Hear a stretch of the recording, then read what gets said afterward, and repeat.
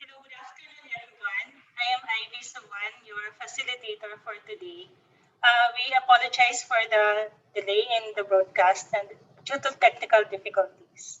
So I would like to welcome to the webinar the participants from the different CUs of the University of the Philippines. Hello to the people watching through Zoom and the people in YouTube. So welcome to this webinar on Naitawid, what we learned about remote learning during the mid-year. We are recording the webinar so that we can make it available on demand after the session. Just a few quick reminders for the Zoom participants. Attendees are muted by default. Please use the Q&A panel for all questions so that we can easily see them. Use the chat box only for greetings, comments, and participation in the interactive questions. For Team YouTube, attendees may use the chat box to post their greetings, comments, and questions. Professor Lo Grapo will be monitoring the chat box so that she can relay the questions to the panelists. So I would now like to introduce the panelists. The first one is Dr. Florenda Valera from the Institute of Chemistry, College of Science. The second one is Assistant Professor Jayson from the Department of Accounting and Finance, Virata School of Business. The third one is Dr. Jayson Petras, galing sa Departamento ng Filipino at Panitikan ng Pilipinas, College of Arts and Letters. And the fourth one is Ms. Madilene Landicho from the Department of Anthropology, College of Social Sciences and Philosophy. So we'll start the conversation with a presentation from Dr. Florenda Valera. Thank you, ma'am.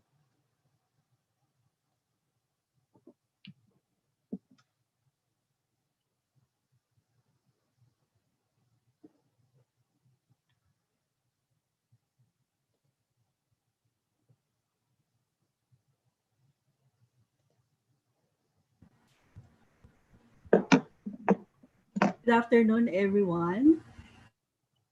So I hope I can share fully my experience last mid-year. So last mid-year, I taught Chem 28.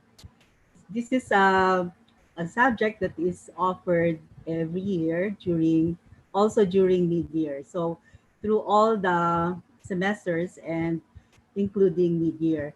So last mid-year in 2019, I also was the one who handled the course. So I'm the most likely candidate to also handle the course this mid-year. So let me begin with the questions that were posted to us. So we're supposed to answer this. What were the challenges you faced during the mid-year? And how were you able to resolve them? What strategies worked for you that you'd like to share with the faculty? How was it like for your students? What feedback did you get and what types of evidence of learning reassured you that things were working? Was it fun, challenging, something you'd like to try again? And then a few days ago, additional questions were phoned in to Director Ton. So these are the other questions that I hope to tackle. Number one, did you prepare a course pack prior to offering the SEM? Have you encountered students with no internet connectivity at all? What adjustments did you make to reach out to them? Did you send them a hard copy of the materials, thumb drives, and so on? Number two, what is your main mode of delivery implemented in class? Did you require synchronous activities or purely as asynchronous? How did you make asynchronous lectures as effective as synchronous activities? And number three, what type of assessments did you implement? How did you manage the integrity issues, knowing that the students did the actual assessment associated with each type of assessment? So I don't think I can answer everything, but maybe the other panelists can. So let me start with a timeline. So somewhere in between second semester to mid-year. So maiksi lang naman. So March 9, President Duterte suspends classes. So The initial suspension was from March 10 to 14. The newly instituted Menso announces classes to go online starting March 16. And he even announced the webinars the following day. So the announcement was made on March 12, and on March 13, there are webinars.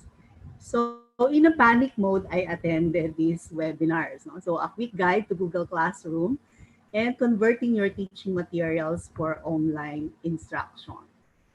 On March 13, I created my UVLE courses for second SEM 2019-2020 in preparation to going online. However, on March 16, we are now on quarantine. So everything is suspended, even the online classes, except I think OU. Okay, so medyo shock, no? Kasi we're looking into all the news and etc. and etc.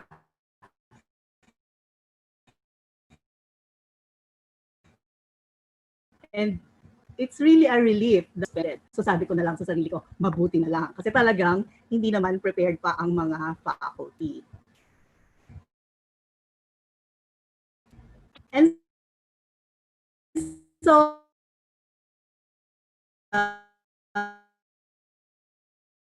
hanggang administration announced that the end of the SEM is April 30. So end na talaga ang SEM. And then the students can complete the requirements of the adjusted syllabus starting May 2. Okay, so in the meantime that we were waiting for announcements, we were already adjusting our syllabus. And so we started to communicate again to the students. So are you going to complete the requirements until May or May 2020, or would you rather have a deferred grade and you are given up to May 2021? So only one of my students opted for the deferred grade. So for the period from May to June, when I submitted the grades, so this was all work online. So the requirements, of course, were not the original requirements anymore. No? So we adjusted the requirements.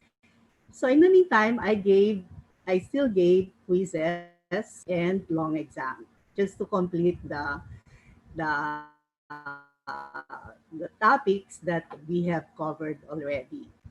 And so lahat yon online, no?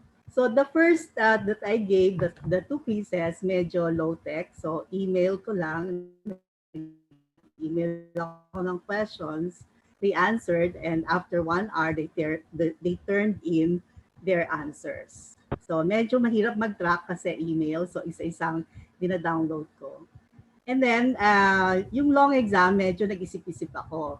I don't want to give them the email of the questions. So what I did is to look into an alternative. So tinignan ko yung UVLE, sabi ko mukhang complicated to, mahaba-haba pag-aaralan ko. So tinignan ko yung Google Form, sabi ko mukhang kaya ko to. So I decided then to use Google Form. So I administered the exam. Okay naman, they were able to turn in their answers within the allotted time. And so that was my preparation for mid-year. Merong konting online and ayun. So I also started learning UVLE. And so after I submitted the grades, yun na yung talagang talagang pang mid-year na yung trabaho. But as you can see, ilang araw na lang to, di ba? And I was waiting for announcements from the administration about how the mid-year classes will be conducted. No? Ano ba yung mga guidelines ito? No? Wala naman ako naririnig. No? And then, I think the first communication was this. No? Submit course packs. Well, of course, it's CU dialogue. I think it was on June 26, but I learned about this on July 1 na, no?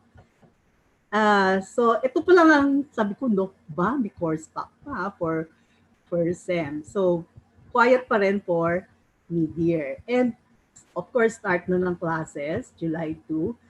And it coincided with the back-to-back seminars, no, of arranged by ILC, and the Science and Technology cluster nasa July 2. Of course, may solusyon yan, no? So, what are the challenges that I encountered? No?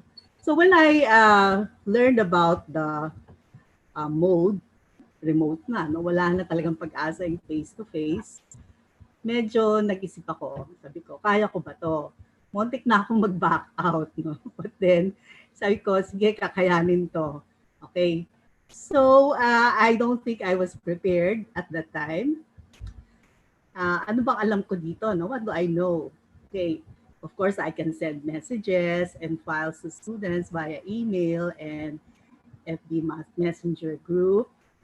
I can create Google Classroom and Google Forms and use Google Forms for making and administering exams. I can create class and upload files in UVLE. That's all. Okay, I told myself I can learn. So every webinar that I can find, I attended, YouTube videos, UVLE video tutorials, everything. So I think that's how I address this. So now I have to decide what will be my LMS. Will it be Google Classroom or UVLE?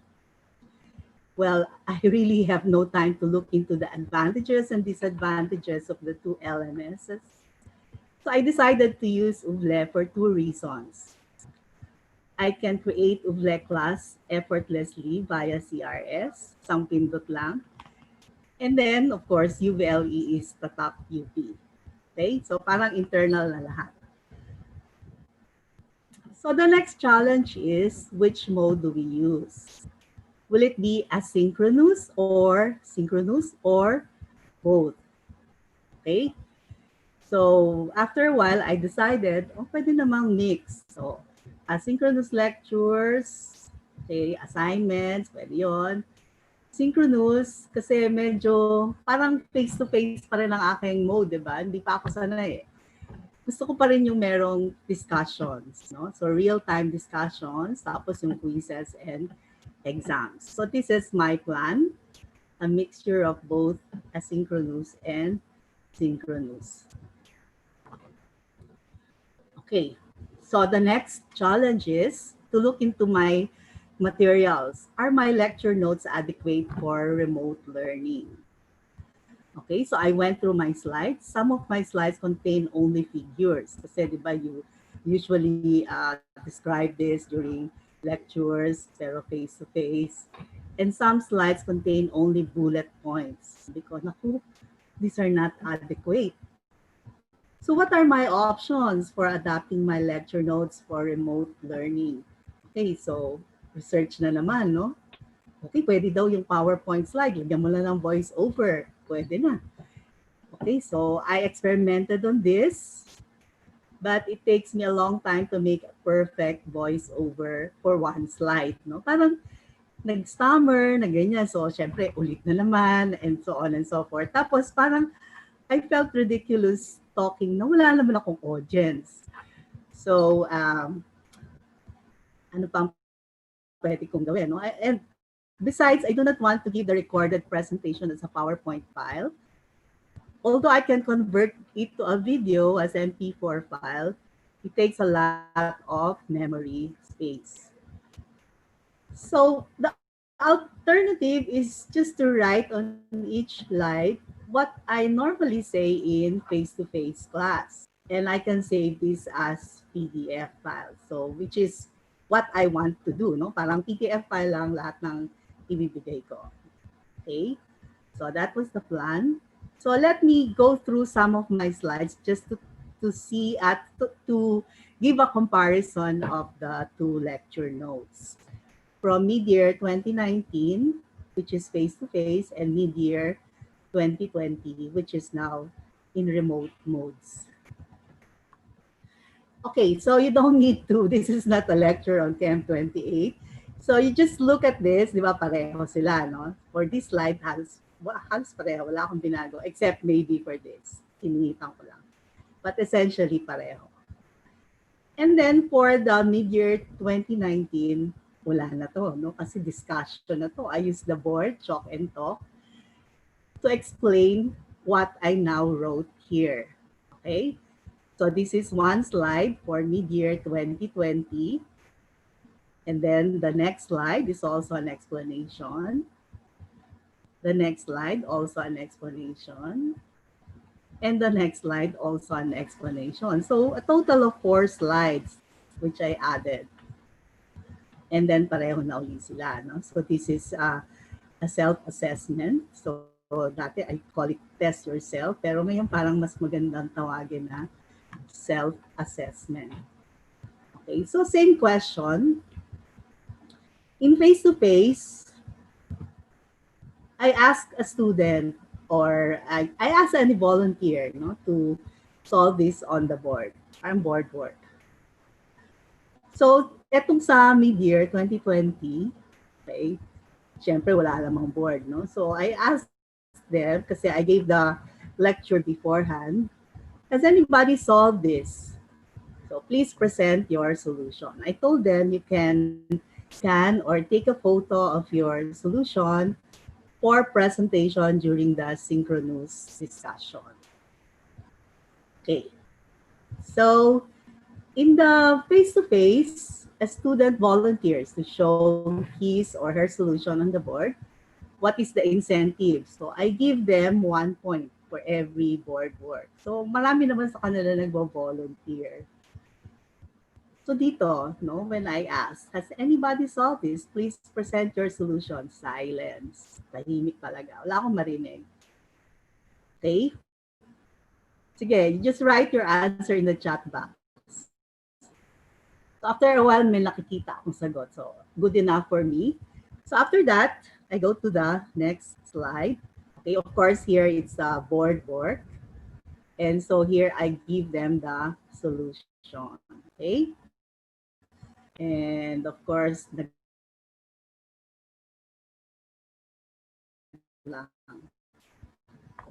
okay. So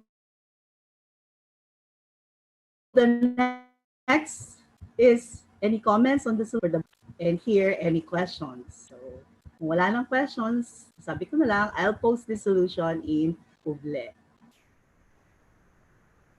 Friends, ang dami kong dinagdag na materials for the remote lecture, the lecture for the remote mode. So the next challenge is, how do I assess remote learning? So in face-to-face, we have 100 points for short quizzes, 300 points for long exams, 2 long exams, and then finals 200 points. So I didn't know any better at the start of mid-year, so I just copied the one for face-to-face. Okay.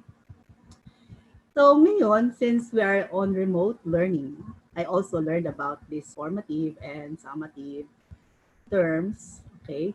Formative, I'm not used to this really. So Chem 28 is a sort of quantitative chemistry course, maraming calculations. No? So we're used to doing calculations. So if I am to do formative questions, no, yung parang I will pose a question and then whatever their answer, dapat meron akong feedback. Sabi ko, ako, ang hirap yata nito. O sige, let me just give the feedback when we do the synchronous discussions. Okay, so I just give them the questions. Sabi ko, we will discuss this. Okay. So then what type of questions can I get from my face-to-face question bank? Of course, I cannot give the ones that say identify or what is the ganito, whatever. Kasi obvious naman, makikita agad nila from their notes, open notes lahat. So maybe about 20% I can get from this question bank. And of course, the problem solving. So kulang pa rin, no? Kasi uh, I need to make up around 100% for the long exam. So, ang hirap talaga. So, dapat higher order lahat. Like, compare, whatever, and uh, what can you say about this? So, hindi pwede yung simpleng identify. Internet connection is my next challenge. So, is my internet connection good enough for synchronous activities? So, this is our landline connection. Okay, it's a buy and tell bundle. So, this is the speed. I did a speed test. So, 3.74 for download and 0.80 for upload. Okay? According to CRS, mabilis na raw to, no? But I don't believe it. Kasi mabagal talaga yung aming internet. So, we bought a backup, a PLDT home Wi-Fi for backup. Kasi lahat is working at home. Okay? So, mas mabilis siya. Okay? If it is working, but it is also sometimes not working. So now I am using this. I hope I can finish my presentation. And this is my cellular data. No? It's pretty fast, faster than our buy and tell. But I am just on prepaid. No? So wala akong masyadong data actually. So maybe I can do the synchronous activities with the providers that I have. So how about the students' internet connection? So that is the big question. So I intend to research on this. No, so uh, okay. So let's now go to the first day of classes. So kung face-to-face to absent ako kasi mag-a-attend ako nito, di ba? But then this is remote mode. So pwede ang asynchronous activities. So I posted this. So I told them to read the syllabus. I gave them assignment number 1, which is to fill up a student information sheet. And assignment number 2, screenshots of CRS grades of prerequisite courses. So this is what we normally do. We check prerequisites. And I made a survey.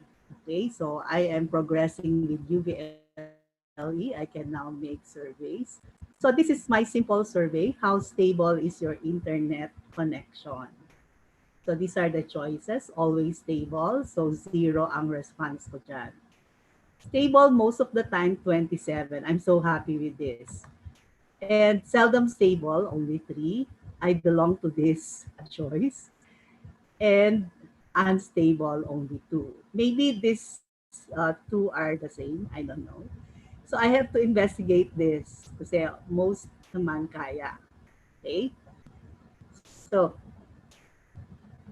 day 2, I scheduled a Google Meet. Surprisingly, 100% attendance. Very good. I was very happy. Okay? So, we did introduction. So, I first introduced myself. And then each of them introduced themselves. So this section is mostly composed of BS Chem Eng students. There are only 2 BS Applied Physics and 1 Food Tech. So more or less magkakakilala talaga sila. So nahihiya pa sila, ayaw nila magbukas ng video, pero pag time na nila, nagbubukas din sila ng video. So I learned that some of my students come from Luzon, Visayas, and Mindanao. Imagine we're having a class with students from all over the Philippines.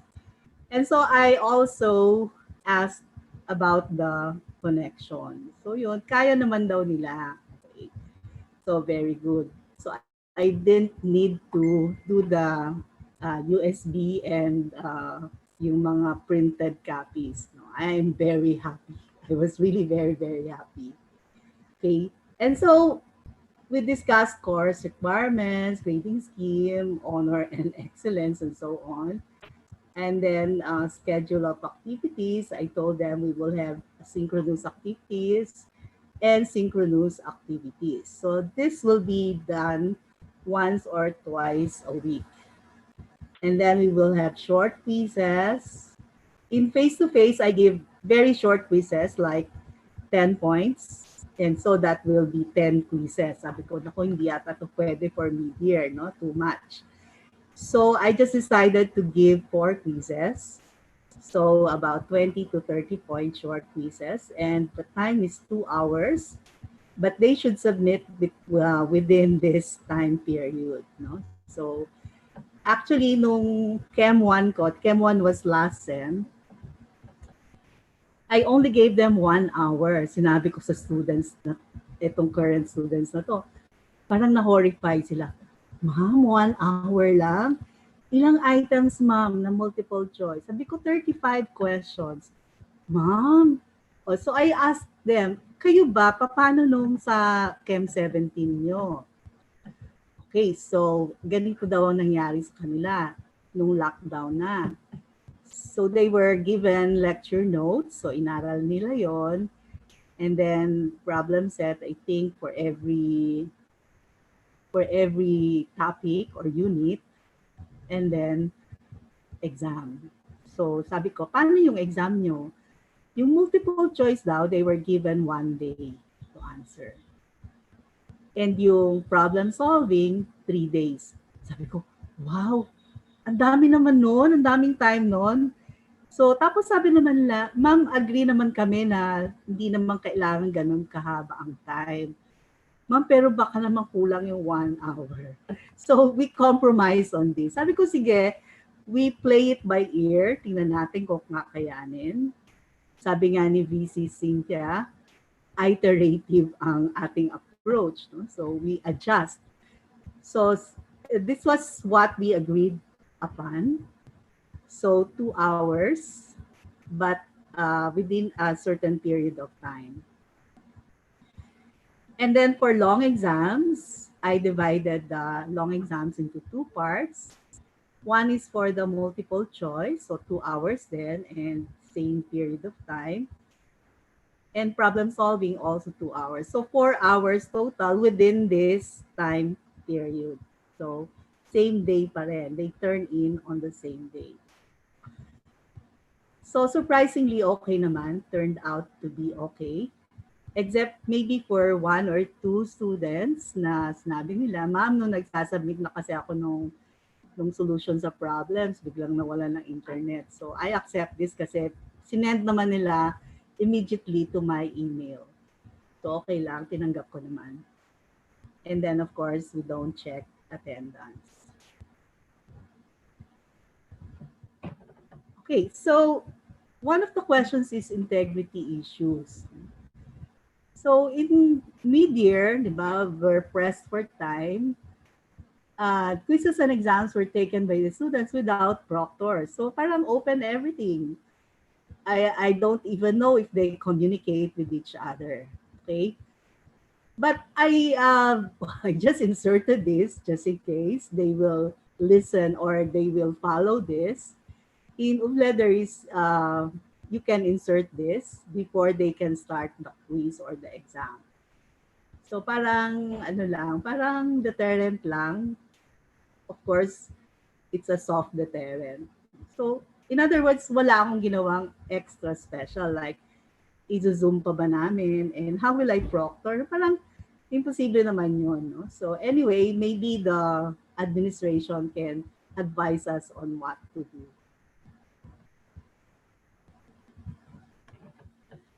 So what feedback did I get from students? So some students asked or answered questions during real-time discussions. Some students sent questions by email or via forum in UFLE, and I would reply to them. Some have expressed appreciation for the recorded Google Meets kasi nababalikan daw nila, tapos kung masama ang pakiramdam nila, pwede rin nilang panoorin. So overall, the feedback was positive. Evidence of learning. Okay, so this is the only evidence that I can show. No, they were able to solve problems kasi matataas ang exams nila, and the lowest grade was 1.75. So 6 students got 1, 16 got 125, 6 got 1.5, and 175 3 students. So more or less malapit na rin sa Gaussian distribution system. So was it fun? Okay, learning the features of Uble was difficult at first, but after a while it gets easier. So anong mga una ko nakakalimutan yung turn editing on, no? So after a while automatic na sa akin. O, sige, turn editing on. Okay. So I would like to explore the other features of Uble, like gamification. Parang interesting to. And preparing materials for asynchronous activities takes a long time. Sa totoo lang, it takes a long time. So every day during midyear, meron akong ginagawa. Makaupo ako sa harap ng computer. Now that the midyear is over, I would say that it was fun. Ika nga, naitawid. And it's definitely something that I would like to do again. No? It's very challenging. I learn a lot. Okay? At first, hindi ko alam kung paano magbibigay ng problem-solving questions. Okay, so inaral ko na naman uli yung giving quiz and so on and so forth. So it's really challenging. And I feel that I have attended a bridging course. No? The course that bridges the face-to-face and remote learning. Okay, so after crossing that bridge, I think I am prepared to handle remote learning classes. So thank you very much for your attention. Thank you so much, Doc Poy, for that presentation. When you have time po, meron po tayong mga questions sa Q&A panel, baka po pwede nyo po silang subukang sagutin. Okay, sure.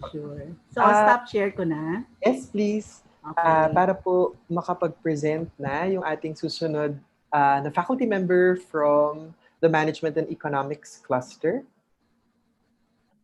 So, Dondon, are you there?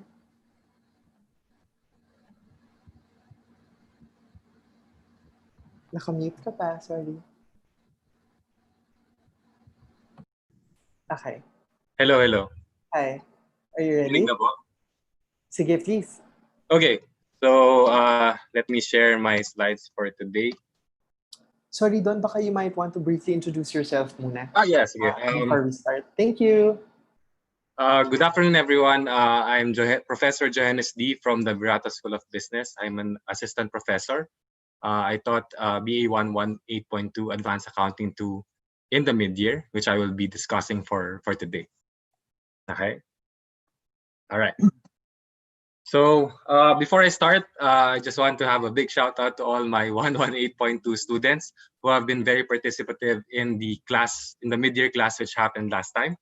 Also to our chairman Al Yusuf for spearheading the continuation of the 118.2 class in an online format. Initially kasi di na siya dapat natuloy, buti pinush pa rin ni Chair Al. And then also to Ma'am Ivy and Ma'am Ivy Suwan and Mike Bagana for helping me in some of the gadget issues that I had during the online class. Okay. So also to our faculty from the VSB, hopefully you learn something from this. Actually, I gave already a video to you, but if, in case you still want to have something from here, this one's for you. Okay. Sige. So my experience sharing for today will be about BA 118.2 or Advanced Accounting 2. And I'll be sharing the online teaching experience that I had during the mid-year course. Let me just introduce what 118.2 is. This is an Advanced Accounting 2 subject. This is the second of the three-part Advanced Accounting series in 118 that we teach in accounting. And we cover topics here like revenue recognition, accounting for financial derivatives, and Forex translation. Okay? So the outline of my presentation today would be as follows. So I have four in here. So I just want to mention the approach on what I did to teach the mid-year course in an online format, and then my feelings on how I did it, and then how my students feel about it. And lastly, points of improvement for the teachers who will do it for the upcoming first semester. Okay, so let me begin with the first approach, with the approach on the teaching. All right, so my lectures are all pre-recorded as YouTube videos. Okay, so the software that I use to record my videos are via Zoom, because in Zoom you can just record it and just share whatever you want to share. Say, for example, in this case, I'm sharing my slides. Okay, you can also share an Excel file. So, say, for example, just open a sample Excel file that we had in class.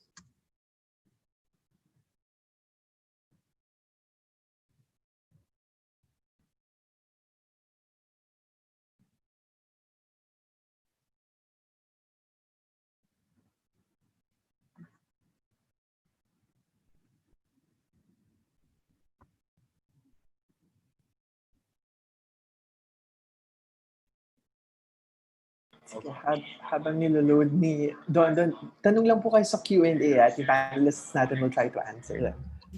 Okay. Okay, so here's a sample of an Excel file. Kasi before I used to write all of it on the board, but this time I just show it in an Excel format and naka-blank sheet siya.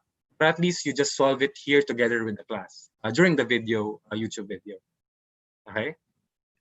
What else can we share here? You can also share the PDF files. So say, for example, you want to show the problems that you are solving.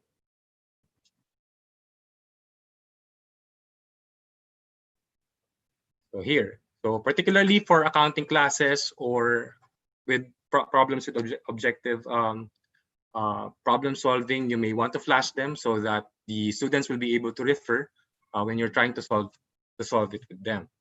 Okay. So what else can we share? You can also share here the browser. Okay. So let me just share also the browser file here. So here is the YouTube channel that I created for the class. So you'll notice here that all the lectures that we had all throughout the mid-year course are available here. Okay. Even the orientation here for our class during the mid-year, I just made it pre-recorded so that the students will be able to access and watch it whenever they have the good or stable internet connection. Okay.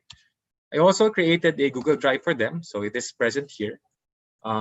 This is where the files for the class are all available, so that whenever they want to check the syllabus, for example, they are in the admin folder. And then you can have also examples here, the exams when they were executed, exercises, and even the lectures are all here. Okay. And finally, the group that we used for the class coordination is I created the Facebook group for them. So in this Facebook group, everything in terms of coordination even the greeting is there. The coordination of the class are all here. And there's in the description area of the Facebook group, you can easily click here the Google Drive where all the files will be available. And then you can also click here the quick link to our YouTube channel. Okay, so easily accessible for the class. Okay, so let me just go back to my presentation. All right. So actually, if the permissions allowed me, I could also show to you here that you can share your tablet as a you can share screen your tablet. In my case, kasi I bought a tablet which has a writing capability so that I can use it as my whiteboard. Okay. The main reason is I think that's the only missing link in my class to simulate how I do it in a real face-to-face scenario.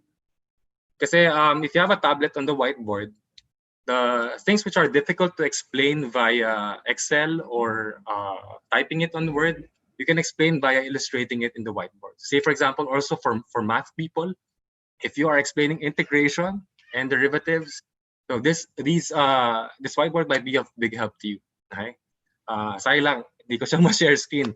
I would have wanted to show you that. Okay? All right, so that's the things that you can share via Zoom, and you can record those seamlessly via Zoom and then upload it on YouTube. Okay. Now, why did I choose this approach? So, I chose this approach because it resolves many of our internet issues. I'm sure you all know that the internet status that we have here is not too good, and oftentimes it gets disconnected. So, making it pre-recorded as YouTube videos allows the students to be able to access it whenever they have a proper internet connection, and allows them to access it kung kailan sila available. Okay. I think the problem kasi with making it live every time is you have to meet the condition that all of your students and even you as a professor have good internet connection at the same time. Okay, and it should happen every time that you do your live session. So I would think the pre-recorded lectures makes that resolves that issues that we have on internet. Okay, and then the other good thing about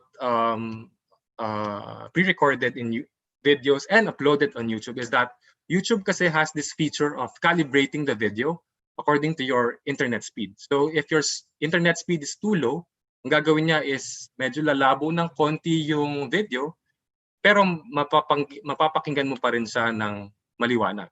Okay? So YouTube has that calibration feature that allows you to be able to absorb it, okay, at the best way that you can. Okay? And then the other thing that's good about it is that the students can actually pause the video. Okay? Kasi in face-to-face class, yung estudyante hindi niya pwedeng i-pause yung teacher. Okay? So the good thing about having it paused is they can actually breathe and absorb the lesson that you're saying to them. If they don't understand it, they can actually rewind and replay the part that they weren't able to understand initially. Okay? And then as I've mentioned to you, all our materials are in the G drive that I created a while ago. And my advice is, particularly for those with solving classes, my advice is have what we call blank sheets. In my case, an Excel file wherein blanco yung mga isa-solve. Okay, so in that way, if the students have that, they can actually solve it together with you as they watch your video. Okay, so that's this bullet point here. And then in terms of Q&A, so syempre, if it is pre-recorded, the other missing link of pre-recorded versus a face-to-face class is yung batuhan ng questions interactively. Okay, so because that's missing right now, what I did was just to open the channels to my students, as many as possible. So in my case, I'm saying to them that they can comment their questions on the YouTube video itself. Okay, they can actually timestamp where their question is, and then they can also ask me directly via our Facebook group or private message me, and they can also use email. Okay, so syempre not all profs will have that parang tolerance. Okay, baka ayaw nilang maraming channels masyado. So it's up to you. Okay, but my point is, you would want the students to have as much channels as they can, so that they can easily ask the questions, because that's what will be missing in terms of a pre-recorded video. Okay, and then also for the professor, my last bullet point here for Prof, I think it's also an investment. Like I say, like in my case, I have my lectures for 118.2 all pre-recorded right now. So pagdating ng face-to-face class, so say for example, there is a meeting na I really have an emergency. Okay? So pwede kong hindi ma-miss yung class by actually giving the YouTube link or YouTube video to them. Okay, so you are actually investing for potential materials that you can use in the future. Okay, so yun lang, syempre, invest lang ng time ngayon. Okay, in terms of learning it, in terms of developing them. Okay, basically those are the points that I want to mention about the lectures as pre-recorded YouTube videos. All right. Now, As I mentioned, there are Q&A channels in my method. So pwede sa YouTube, pwede sa Facebook, pwede sa email. Okay? But then the problem is in that is there are questions which are not easily answerable by typing lang, okay? Or by words lang. Baka mahirap sagutan, mahirap explain. Okay? So what I did was every before exam, okay, I schedule what we call a live Q&A. Maybe 1 to 2 hour sessions lang. Okay? The 1 to 2 hour sessions wherein live kami lahat. Okay? So yun lang yung mga live sessions namin. Then they can ask questions. Okay? So itong time na to, this is the opportunity for them to ask questions which are difficult to answer via email typing. Okay? And then I also have my tablet with me, which will act as the whiteboard that I can use to demonstrate things that are difficult to explain via text. Okay? So that's the live Q&A session, which happens every before exam. We had 3 exams in the mid-year course of 118.2, and basically we had 3 live Q&A sessions every before exam. All right? So that live Q&A is the preparation for the exam. In my case, I still did the exams. I pushed through with them. Okay? But the main difference here versus a face-to-face exam is that this time it's by group. Okay? The idea actually was suggested by our chairman, Al Yusuf. The idea here is kasi kung individual yan, it's really very difficult to monitor. Okay? So maiinis ka lang kapag alam mong nagtanong yung isa dun sa isa. Okay? So ang ginawa namin is we just make them by group. Okay? So in our case, we wanted to have a group of 3. Groups of 3 sila for the exam, to which they can ask their questions lang with their peers. Okay? So for us, that group exam in groups of 3, tapos we still made it time bound. Okay? Para mahirapan silang magtanong with other people. Kasi minsan kung 3 nga kayo, magulo na kayo eh. Okay? What if asking pa all the members of the class? Okay? So for me, the time-bound group exam hits the right balance between achieving academic excellence, meaning mag-iisip pa rin sila when they try to answer the exam, and pandemic compassion. Because in this case, pag kasi isa lang sa kanila, kunyari, individual lang, and then mawalan ng internet yung individual na yun, wala na siyang way to submit. Okay? But if they are 3, okay, they can all think together and discuss how they can solve the exam. And then, kung mawalan ng internet yung isa, meron pang 2 na pwedeng sumala sa kanya. Okay? So for me, that actually strikes the balance for that time-bound group exam. Okay? And then, as I've mentioned, keeping it time-bound, for me, keeps the discussion within the respective groups. Kasi nga, minsan kapag mas marami kayo, mas magulo yung discussion. Okay? So for me, keeping the time limit allows the students to still keep the discussion within themselves. Of course, I really cannot prove that, but the way I saw their answers, iba-iba naman sila per group. Okay? And then I also asked them to submit their solutions via Excel. Okay? So just to make sure that they are really thinking. Okay? Para at least hindi siya, kasi kung answers lang, baka isa lang yung sumagot, yung pinakamatalino sa class, tapos kopyahin na lahat. So you don't want that to happen. So you want to make sure that they are also thinking. Okay? So that's for time-bound group exam. The only problem that I see here, particularly for the professor, is that every year you have to revise the exam. Okay? Of course, I've mentioned to my class that it's copyrighted. They should not give it away for. They should not give away the exact copies of the materials in class without the permission, okay, or outside the bounds of 118.2. But syempre, we cannot really monitor that. So just to keep the challenge on the exam, I think the professor should be revising that exam every time. Okay? All right. And then the last point for the approach is, tapos na ng exam, we also schedule a live exam review. So in this case, we discuss the answers to the questions in the exam, so that if they have issues, they can discuss with the professor kung anong na-miss nila in terms of solving that problem. Okay? So that is the approach in terms of the lectures as pre-recorded YouTube video. Right. In terms of how I feel about it, for me, it's actually more relaxed because before I used to have this 118.2 class na same class lang siya, and sorry, same topics. Tapos dalawang beses ko ulitin kasi I have 2 classes usually. Okay? But this time, I only upload it once on YouTube, and it's up to them when they want to access it. Okay? Covered na lahat yung buong klase. No need to repeat it again. Okay? And then the other thing is that the students can actually repeat the video before asking the question. Dati kasi yung tawag dito, class ko, one class is 2 hours. Okay? But mostly in that 2 hours, the other hour is Q&A, delays, and other, mga delays lang. Okay? So this time, the students can actually replay the video para second time, third time, para malaman niya kung talagang hindi niya naintindihan before asking the question. Okay? So for me, that also saves a lot of time for the professor. Okay, and then so my videos in general are just 1 hour maximum. So compared naman sa 2 hours before, tapos times 2 pa kasi i-repeat ko sa second class. Okay, so no more Q&A. So regular class time is half. Videos just around 1 hour. Okay. But still, I think you have to prepare before the shoot, just like any class. Before I do the shooting of my lectures, I prepare everything that I have to say. Okay? There's a feature naman in Zoom wherein you can actually pause the recording. Pwede mong i-pause mo na yung recording. Kaso ang problema kasi minsan nakakalimutan mo siyang i-resume. Okay? I know someone who was actually talking for around 1 hour already, tapos hindi pala naka-record.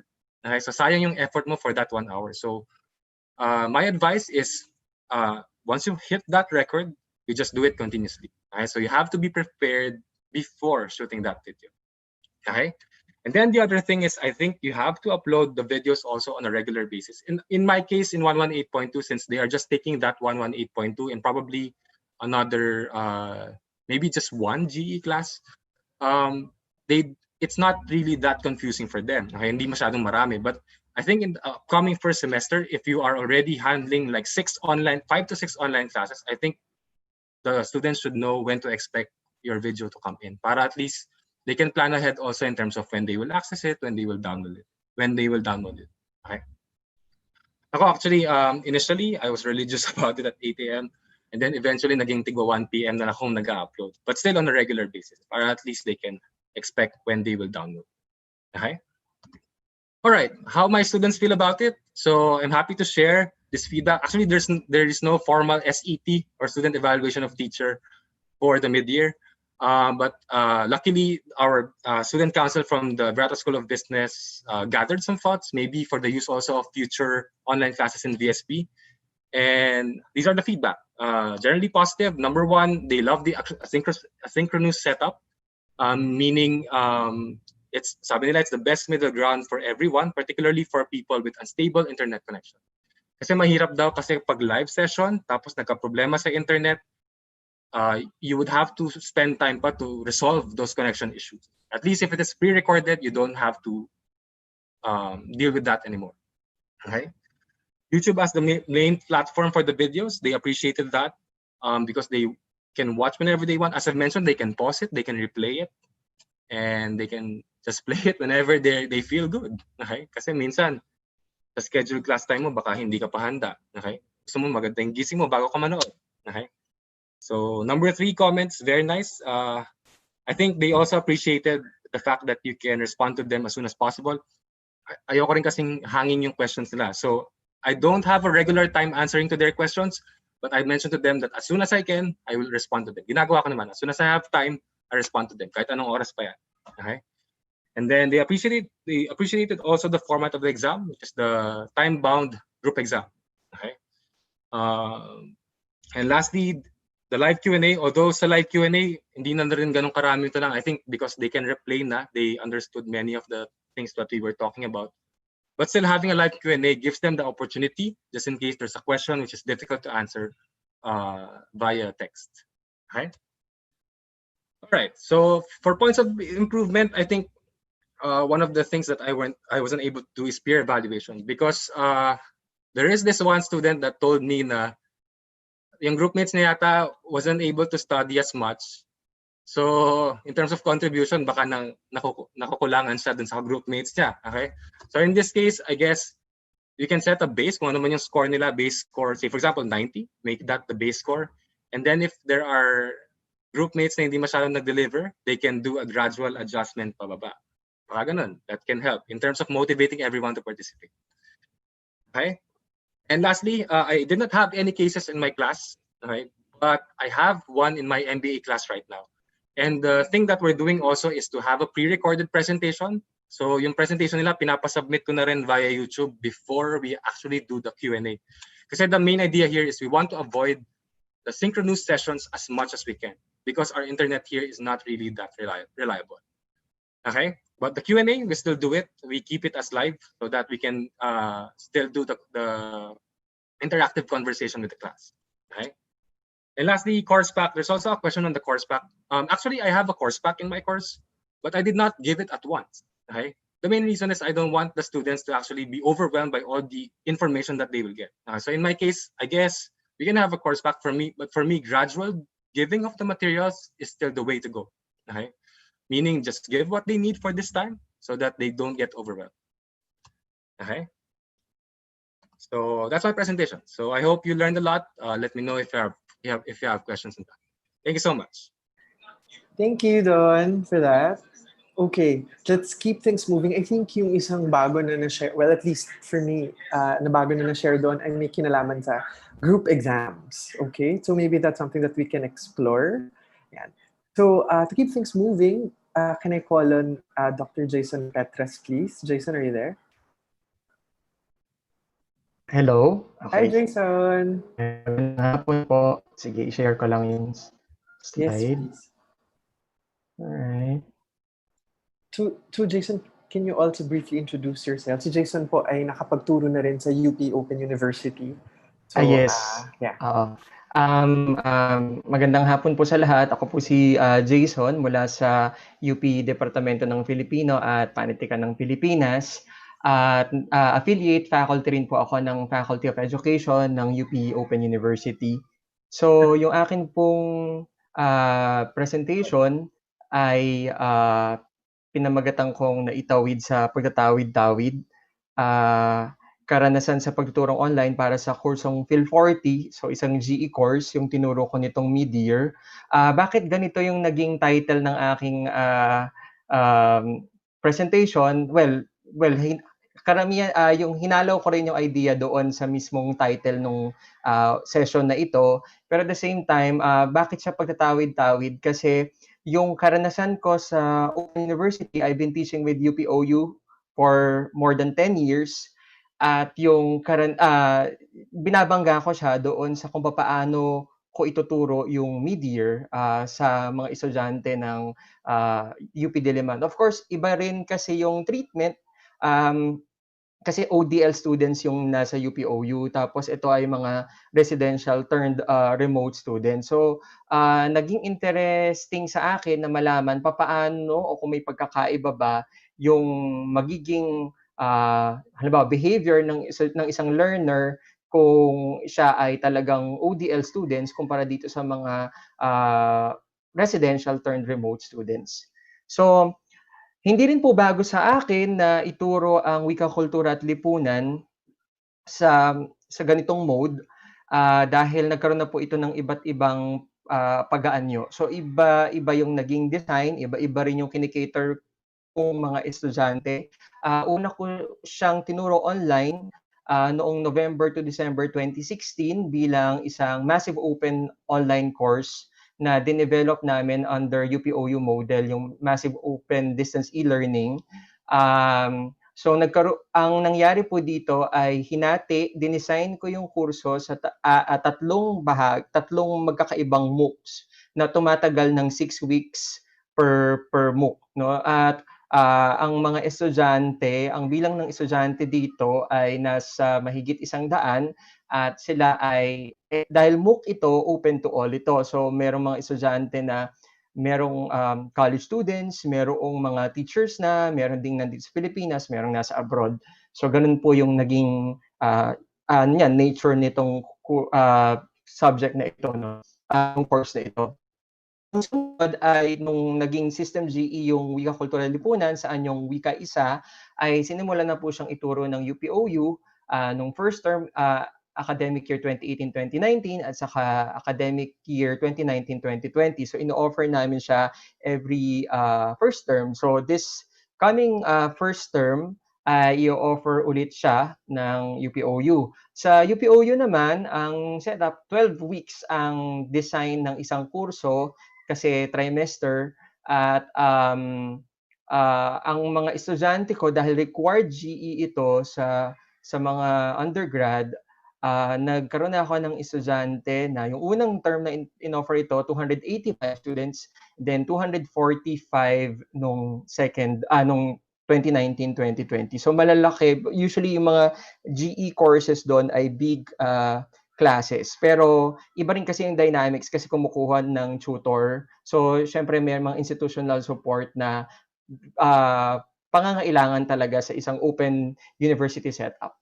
And then ito na nga po yung pangatlo, no, yung mid-year na 2020, yung Filipino 40 na meron pong binuksan na dalawang section para sa akin, yung X1 at saka X2, 7 o'clock to 9 o'clock, saka 9 o'clock to 11 o'clock. So ang class size ay nasa more or less 15 students. So actually hanggang ang quota pala namin ay 15 students. So ayan. Paano yung naging paghahanda ko dun sa mismong kurso? Ito yung karanasan ko rin sa OpenU. Ang pinakamalaki talaga, ang pinaka siguro challenging at mabigat na trabaho ay nasa mga panahon bago yung mismong offering ng mismong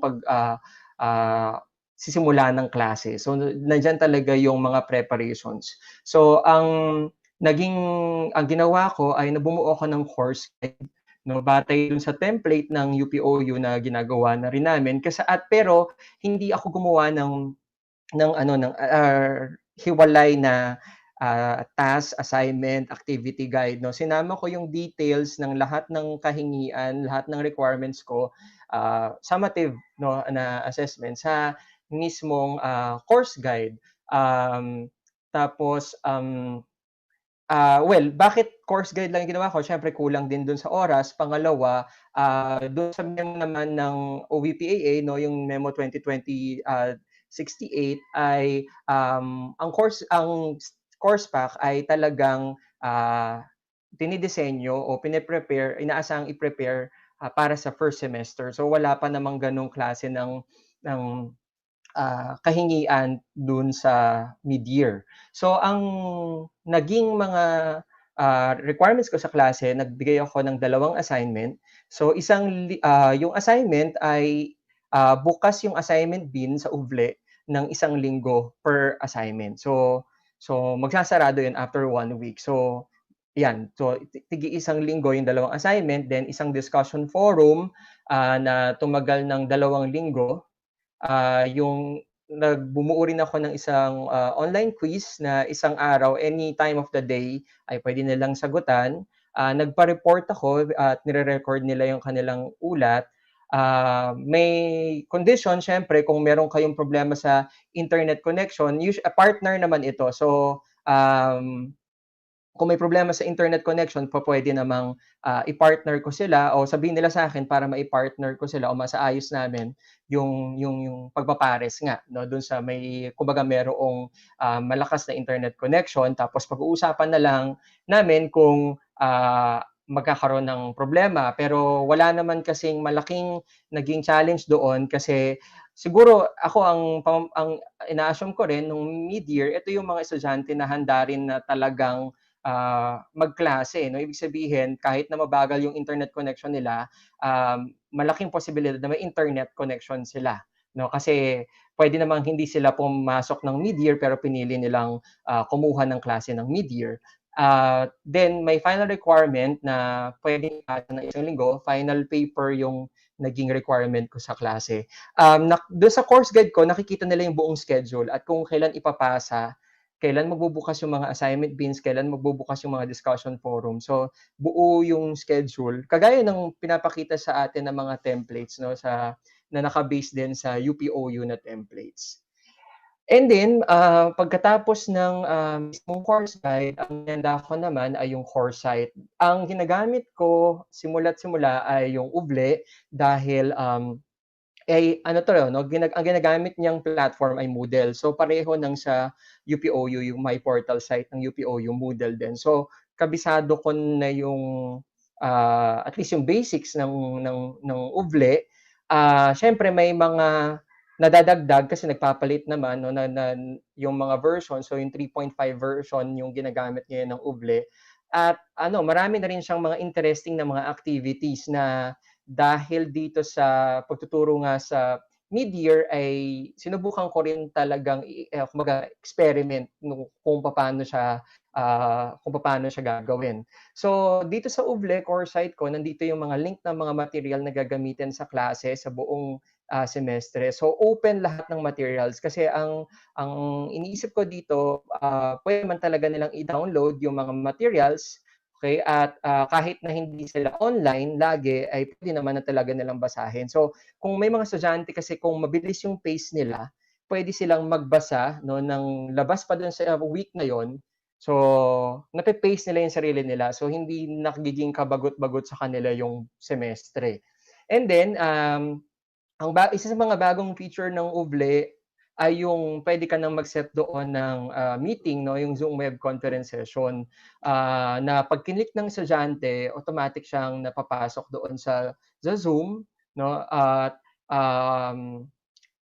hindi na kailangan mag-create pa ng hiwalay sa Zoom tapos ipapadala mo sa email. So kumbaga yung UVLE na mismo yung magre-remind sa estudyante sa email na ginagamit nila nung pumasok sila dito para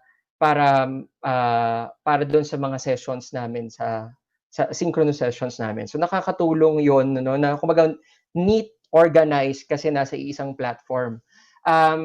Yung additional forums na ginawa ko, well, hindi ako masyadong magaling sa pagpapangalan ng mga forums pero inadapt para lang hindi lang siya yung the usual na announcement forum ganyan. So ginawa ko siyang dinikit ko siya dun sa Wika. So Wika Latas, yung announcement forum ito po yon pero binago ko yung pangalan. And then meron akong forum na nilagay para sa tanong nila. So Wika Tanungan. So kung meron silang tanong regarding sa requirements o do sa binasa nila, pwede kong ma-address doon. So asynchronous, no, na in 48 hours or less ay ina-address ko siya. Yan naman yung sinasabi ko sa estudyante. Pangatlo ay yung Wikapihan. Ito nag-work to sa UPOU pero hindi ko masyadong nakitang nag-work sa klase ko ngayon ng mid-year. Ito ay parang students cafe. So pwede silang mag-share anything. So may mga invites, halimbawa, may nakita silang interesting na video or link ng isang halimbawa na nakita nila link ng isang invite for yung kunya mga lalo na ngayon maraming mga free kunyari play na pinapalabas online. So yan, pwedeng yun yung maging venue. So at least meron lang silang iba pang pwedeng gawin, no, doon sa So students cafe siya, so hindi ko siya pinakikialaman yung part na yan. So sila yung bahala kung ano yung sinishare nila. Though syempre may mga conditions na may mga na hindi naman kumbaga binibigyan ko rin ng condition na hindi sila pwedeng mag-share ng 'di ba ng magiging offensive sa iba so ganyan. Okay. So pagka yung preparation po doon sa mismong panahon ng pagkaklase, ang main na trabaho natin ay facilitation, no? Yung pagpag-facilitate ng mismong learning experience nila. So yung una, yung orientasyon at pagpapasagot sa remote learning readiness survey. So totoo yung sinasabi kanina ni Sir Don na pwedeng maging overwhelming, no, na sinabi rin niya sa akin isang estudyante ko kasi nga binigay yung course guide, nandun lahat ng requirements at saka yung schedule. Masusolusyonan natin yon kung imi-meet natin sila at least dun sa first week. So ilaan po ninyo yung first week ninyo para lang dun sa pagpapamiliarize ng estudyante dun sa LMS na gagamitin ninyo. Kasi nga, syempre culture shock pa sa kanila yan, dahil hindi naman sila sanay doon sa ganitong klase ng format ng isang course guide. So, nagpasagot din ako ng readiness survey. So, ginawa ko rin siya via UVLE. Simple lang naman kasi ang basic na tinatanong ko dyan, kailan kayo okay na mag-synchronous session tayo? So, kasi hindi naman ibig sabihin na ang klase ko ay 7 to 9 o 9 to 11 ay automatic na yun yung okay para sa kanila. Kasi hindi lang yung internet connection, pati yung space kung saan nila pwedeng gawin. Baka mamaya maingay sa kanila pag umaga. So, tinanong ko rin sila tungkol doon.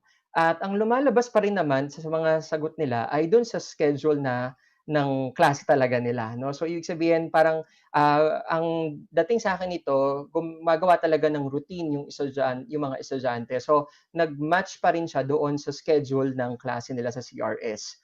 Okey, so yun pa rin yung sinunod namin, though hindi naman kami nagme-meet everyday. So 3 times lang kaming nag-meet kasi ayokong i-overwhelm sila at ayoko ring maramdaman nung mga mahihina yung internet connection na nade-disenfranchise sila sa klase dahil nagme-meet na, synchronously yung mga estudyante. Ginagawa ko rin lang po yung Zoom, web conferencing para sa mga, discussions. Pero lahat ng lectures ko din ay nire-record ko at pino-post ko sa YouTube pero ang unlisted siya. So kung puwede niyo kasing yung feature ng private ba siya o public o unlisted. So yung unlisted kasi, yung kung sino lang yung may link, 'no, at yun yung ibibinibigay ko sa estudyante, sila lang yung puwedeng makapanood nun. So kung medyo may dating sa inyo na parang navi-violate kayo kapag masyadong pag naka-public yung YouTube video ninyo, pupuwede niyong ang piliin na privacy setting ay unlisted. Um, kung hindi sila nakakadalo sa Zoom web conference kasi nagiging lugar nga 'yan for discussion namin, gumawa rin ako ng journal activity na isa rin sa mga activities na available sa atin sa UVLE. Yung journal activity na yon ay nagpo-post sila ng entry do'n, yung estudyante, at ang nakakakita lang po nun ay yung teacher at saka yung estudyante na nag-post. So, um kumbaga may certain privacy yung estudyante. Halimbawa, may mga reflection siya na nahihirapan siyang mag-aral, dahil nga dun sa ganitong setup ng parang may consultation, nagiging lugar din siya for consultation at puwede nilang sabihin yung gusto nilang sabihin dun kasi nga ang nakakita lang dun yung teacher nila. Then next ay yung pagbibigay ng mga supplementary materials, yun nga yung mga video lectures at iba pang link sa webinar kasi recently ang dami namang mga webinar na related sa klase namin. So nilalagay ko yung mga links din sa aming UVLE at yung video lectures ko, ang ginagawa ko kasi kapag minute ko sila, minsan synchronously, ay o kaya may mga tanong sila na pinost nila dun sa mga discussion forums, yun din yung ina-address ko sa mga video lectures. So naka-cater yun dun sa mga particular na tanong nila at pagsi-synthesize na rin ng mga topics 'no, sa particular na unit. Okay, so kumbaga nabubuo sa kanila yung understanding dun sa unit na yun bago tumalon dun sa susunod na unit. Next ay yung pagpapaalala sa mga deadline. Actually, yung UVLE, automatic niya talagang pinapaalala yon, 'no, kung yung mga deadline na sinet sa UVLE. Pero nagpapaalala pa rin ako, nilalagay ko pa rin siya sa announcement forum na automatic din na pinapadala sa kanila para lang ma-feel ng mga estudyante yung presence ng teacher, hindi yung computer generated lang yung reminders, 'no. So yung ganito kasi yun nga yung nawala, yung presence na yung feeling nila wala silang teacher o wala silang kaklase. So yun yung dapat na nararamdaman pa rin nila yung teacher nila. Then pang-apat, pagtugon sa kanilang mga tanong sa tanong at journal entry. So yun, yung mga tanong nila sa wika tanungan at saka yung sa yung sa journal module namin ay sinasagot ko at sinasabi ko naman sa kanila na within 48 hours sasagutin ko. So hindi naman automatic pero at least yung pinakamabilis na paraan na pwedeng tumugon. And then sa UVLE din kasi makikita natin sa enrolled students kung kailan sila huling nag-login, ano yung mga binuksan nilang mga ano yung download nilang mga halimbawa materials, ano yung binuksan nilang material. No, hindi sa minamatyagan natin yung estudyante pero at least nakakatulong to kasi sa atin kung ano yung ginagawa nila doon sa mismong course site at kung matagal nang hindi nag-login yung estudyante, kinukumusta ko rin sa email niya. Kasi nga baka mamaya may mga concerns na kailangan naming i-address o paano yung magiging remedyo nun, ano. Kasi kailangan siyempre nasa pandemic tayo, so maganda na, meron pa rin buo pa rin yung engagement with the students. And then, nagbigay din ako ng mga dagdag na gabay para sa pag-uulat saka sa final na gawain na pinagawa ko sa estudyante. So, yung siyempre kung may mga tanong sila, nagdadagdag ako ng guidelines 'no, dun na pino-post ko rin sa UVLE. Okay. So ilan lang sa mahahalagang maisaalang-alang 'no, na kita ko, yung una yung pagtitimbang sa bigat sa bilang at bigat ng mga kahingian. Surprisingly, kala ko mabigat yung requirements ko, pero sa UPOU kasi mabigat yon, ano. So yung kahit nabigyan mo sila ng 2 weeks para mag-discuss o kaya minsan halos 3 weeks para sa assignment, mabigat pa rin sa kanila yung pag-submit. Pero dito, iba yung behavior ng yung mga estudyante natin dito sa Diliman, yung mga residential, kasi nga siguro naghahanap sila ng routine. So yung in-schedule ko na assignment na tatagal for a week sana ay biglang sinasagot nila in a day or two. So medyo kailangan nating timbangin yung mga ganun. Though hindi ko alam dahil nga siguro mid-year at ako lang yung klase nila, siguro iba usapan kapag dating ng first semester. Pero pwede kasi tayo magbigay ng ibang activities na not necessarily summative, no, mga assessment activities, pwedeng mga formative lang, no, na hindi naman kinakailangan recorded lahat. So mahalagang sabihin natin sa estudyante na we're after their skills or learning and not just yung grades, no. So yung mas process oriented kaysa mas goal oriented tayo, kasi yun, kailangan linawin sa kanila yung mga sharing nila halimbawa sa students cafe namin, hindi naman yun recorded o hindi naman yun required, no, or yung Zoom web conferencing o yung journal entry nila, hindi naman siya required, no, at hindi naman siya graded. So pwedeng may mga ganun tayong activities, no, para lang din maramdaman nga nila yung engagements. Next, pagbibigay ng buong schedule at material, ito ay sinabi ng mga estudyante ko, naggumawa ako ng maiksing survey lang naman itong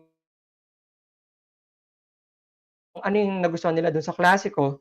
Sabi nila, sa tingin nila organized kasi nakikita nila yung buong schedule. So at least nape-pace nila yung sarili nila at kaya nilang i-download yung mga materials, no? So kahit na tapos na nila yung assignment para sa first week, pwede sila tumulong doon sa second week at basahin yung material. So yung may ganun. So kumbaga, kahit na mabilis sila, okay lang kasi nasa kanila naman na yung mga materials. At feeling ko mag-matter pa rin yun pagdating ng first semester, kasi maganda rin na at least yung course guide, no, at saka yung materials ay meron na yung estudyante para hindi niya kailangang lumabas lagi para mag-internet, kung kailangan niya lumabas para humanap ng connection, yung mga ganito. So maganda na meron na siya at pwede niyang gawin, no, yung mga trabaho niya offline. Then paglalaan ng mas maraming pagkakataon para sa discussion, sa anyo ng discussion forum at web conference.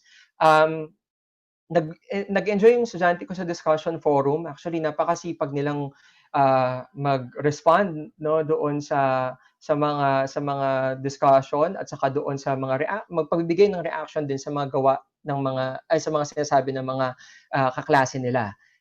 Sa web conference, actually sila rin naman yung nagsabi na 3 lang, no, batay doon sa survey na ginawa namin. Pero siguro later on na-realize nila na sana mas maraming engagements para mas nakikilala ko rin yung kaklase ko. Parang meron silang ganong tingin doon sa synchronous na mga sessions, no. Pero hindi naman nila sinabi na araw-araw o kaya every twice a week. Siguro mga once a week, okay na rin sila, no? So, ganyan.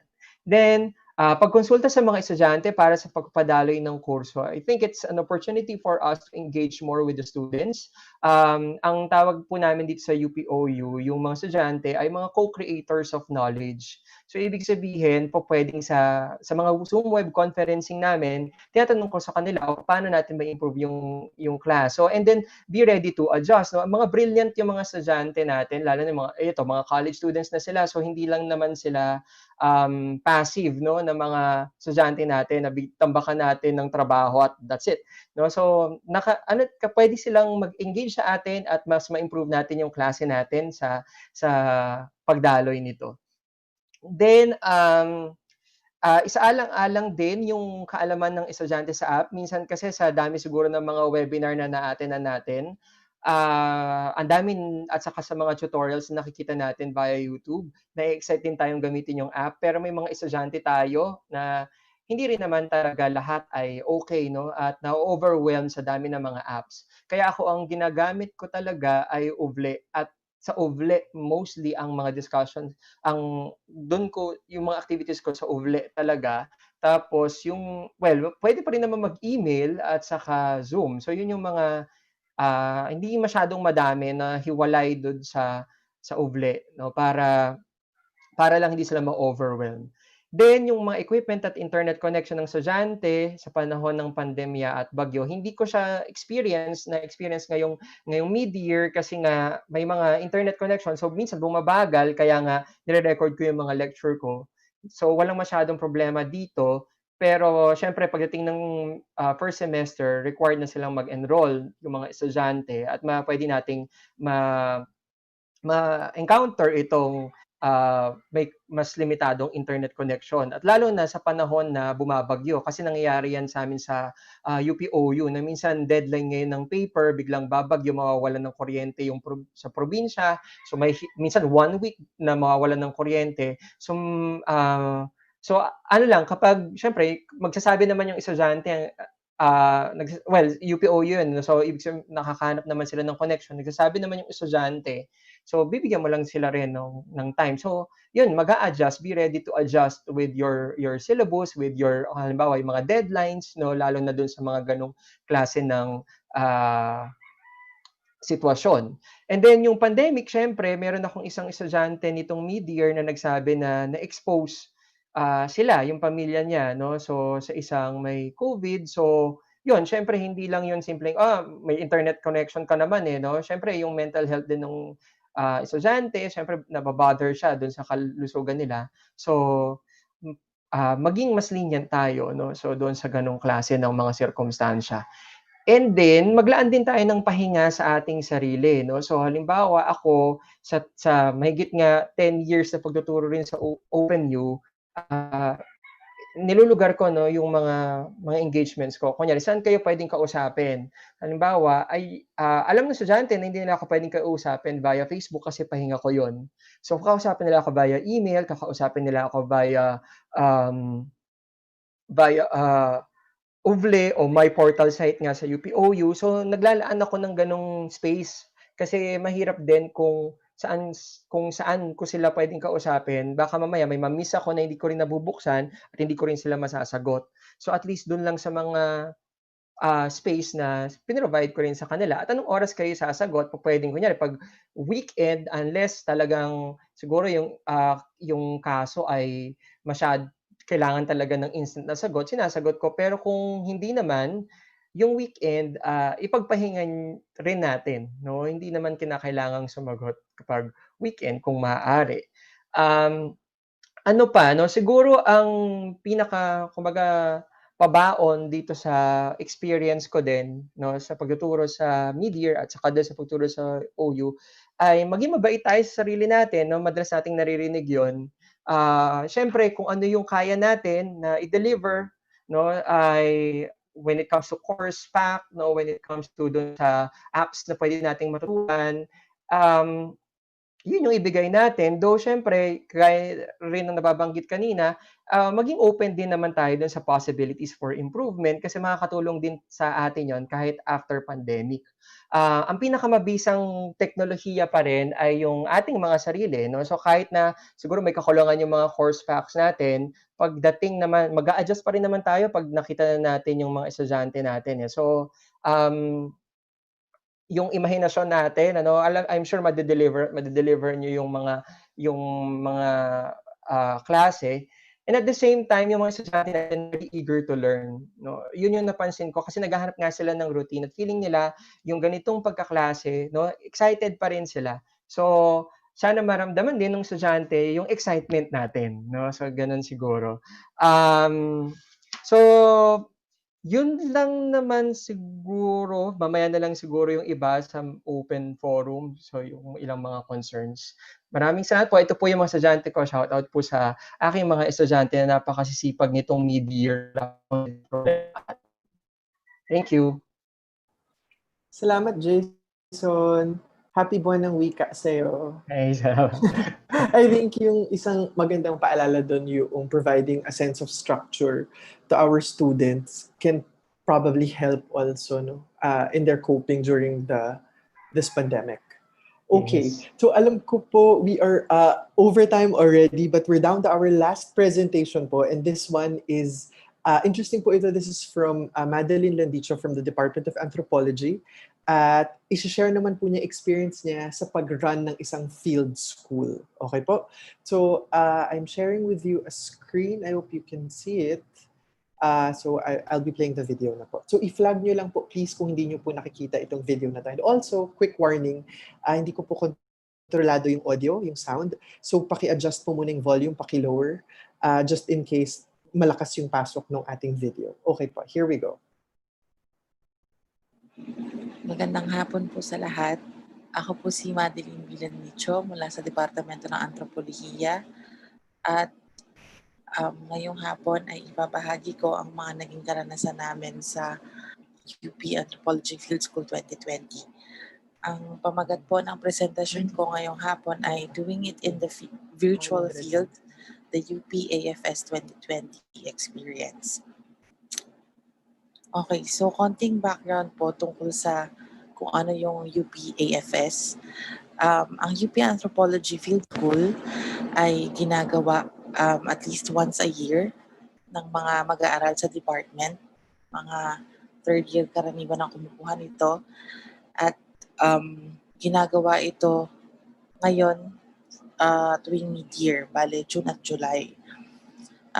For about 35 days, ang mga mag-aaral kasama yung field school director at yung isa pang guro ay titigil sa community, makikipanirahan at doon gagawin yung pananaliksik.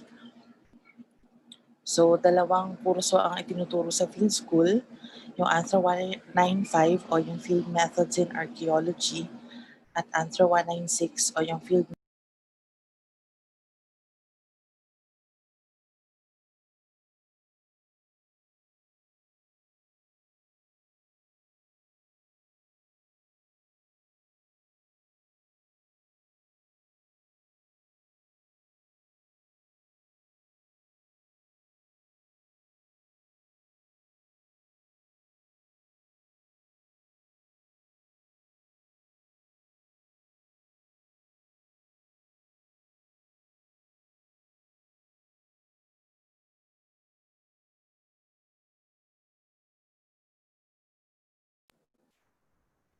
Sa 195 naman, sa archaeology, karaniwan ang ginagawa ay naghukay o kaya pwede ring material culture analysis o ethnoarchaeology at ang output dyan ay isang archaeological site report.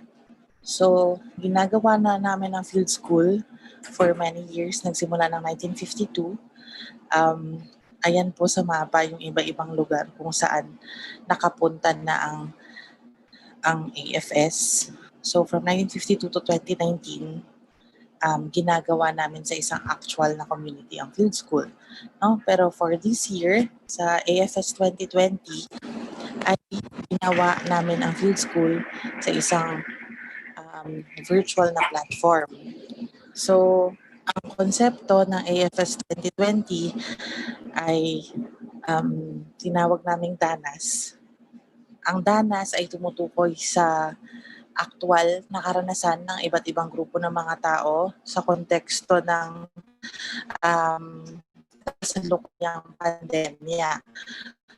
Nais naming saliksikin kung ano-ano ang naging iba't ibang karanasan ng mga tao batay sa kanilang katayuan sa buhay, no, kung nasaan sila ngayon geographically, o yung kanilang kalagayang social, economical, o political.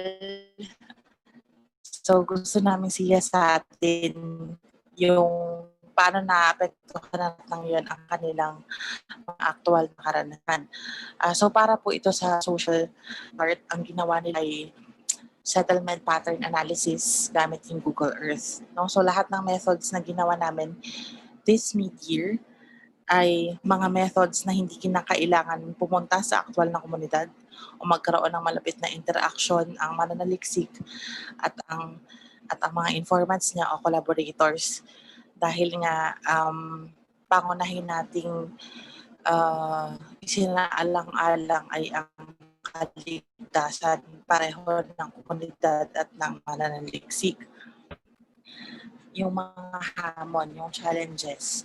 So, unang-una siguro ay yung tungkol sa reorientation, no? Akala namin yung field school ay mangyayari sa isang actual na field, no? So, yung itinuro namin sa field methods in anthropology nung nakaraang SEM ay mga metodo na gagawin sa isang actual na field. Tapos naputol pa yon, di ba? Dahil nung Marso ay nagkaroon na ng lockdown. So, kailangan humabol sa pagbabasa ng iba pang metodo na aangkop sa paggawa ng ethnography na hindi malapitan.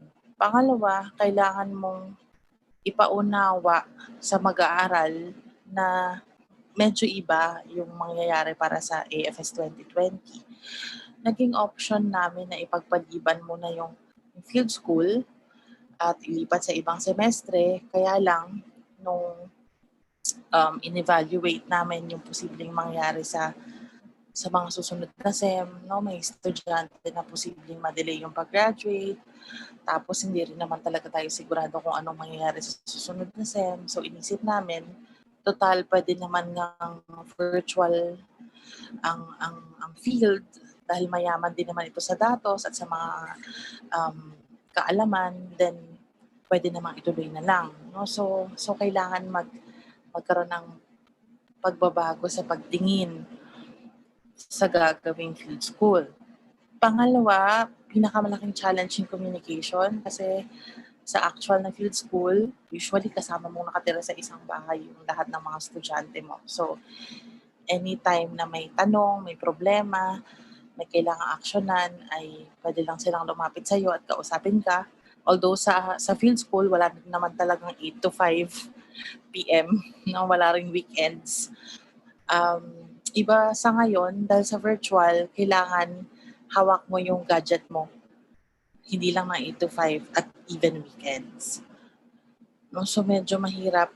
Isama mo pa yung problema sa connection, no? Sa internet connection. Tapos yung ibang mga mag-aaral. Syempre, naka-data. Ako, naka-wifi pero nasa probinsya. Kaya madalas din may hindi lang internet interruption, kundi power interruption. So medyo challenge talaga yung pag-maintain ng communication.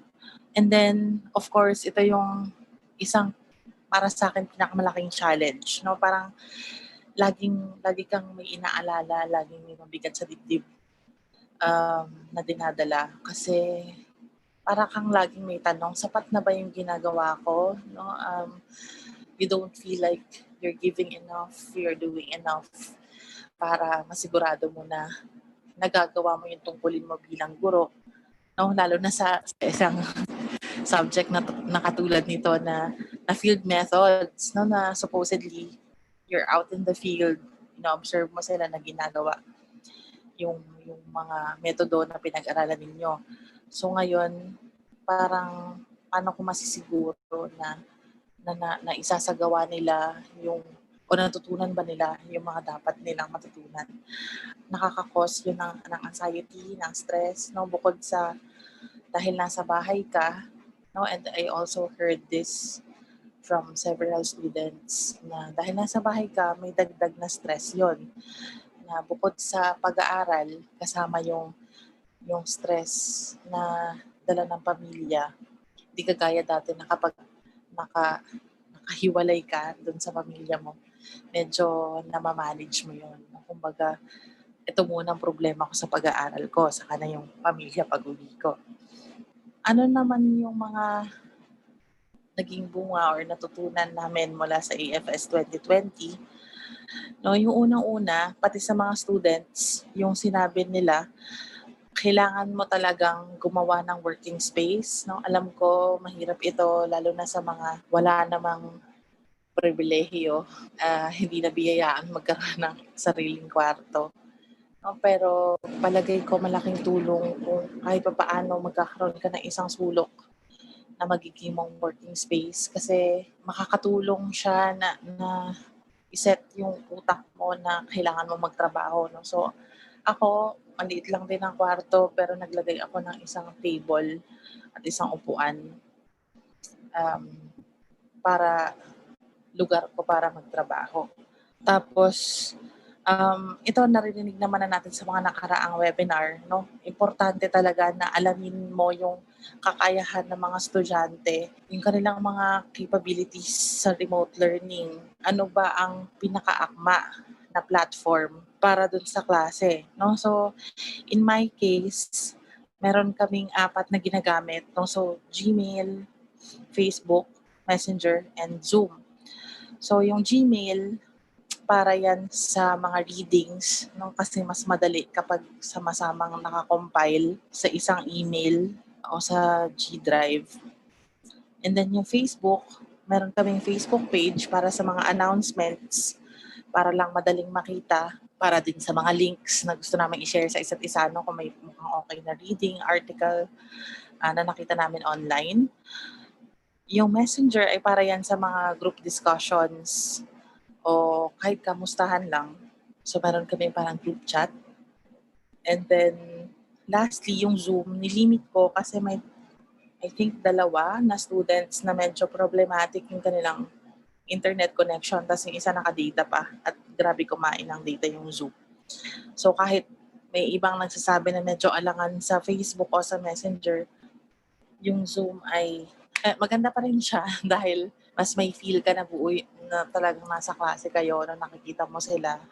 Although, yun nga, nilimit ko siya sa 3 lang ata na sessions kasi kaya naman sa iba. So, ginamit ko lang siya para sa unang meeting, sa meeting namin kung saan kami nag-brainstorming para sa themes na lumutang sa research, and then yung final na reflection session namin. Ito, the class schedule or calendar must be flexible, negotiable ang mga deadlines. So, kapag malapit yung deadline, tinatanong ko, mukhang kaya ba? Kaya bang ipas? Kung hindi, sabihin lang. May deadlines pa rin ako para lang hindi maipon yung mga gagawin nila na sabay-sabay nilang gagawin sa dulo. Pero yun nga, negotiable yung mga deadlines. And then, importante na may constant communication. No? So, pag parang may one day na walang paramdam, or class day na walang paramdam. So parang nababagabog ako. So nag-set ako ng mga kamustahan sessions or small group discussions kasi minsan nahihiya silang chumika kapag buong klase. So merong maliliit na grupo na nabubuo na nakakatulong din kasi minsan mas dun sila nakakapag-usap.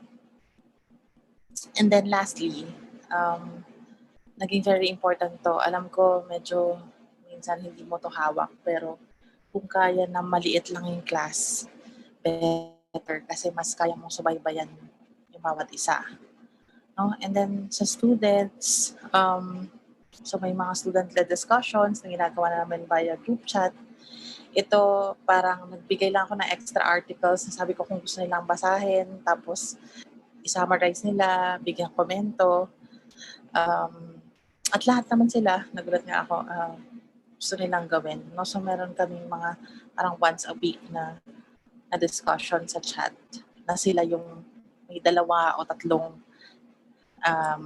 nangunguna dun sa discussion. Tapos pwede ka lang magbato either tanong or comment or kung ano man. And then, well, ito dahil sa nature nung kurso, kaya may field notes. Pero malaking natulong nito sa akin kasi naiintindihan ko yung kalagayan ng mga mag-aaral kasi sinasama nila yun sa field notes. Bukod sa data or reflections nila sa data, pero pinalagay ko rin sa kanila yung nasaan ka habang sinusulat mo yan, anong ibang nangyayari sa'yo habang ginagawa mo yung research mo.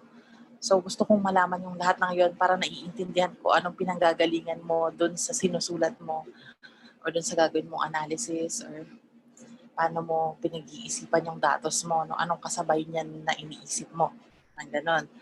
So I think makakatulong to kung kaya, no? Kung bagay siya dun sa klase.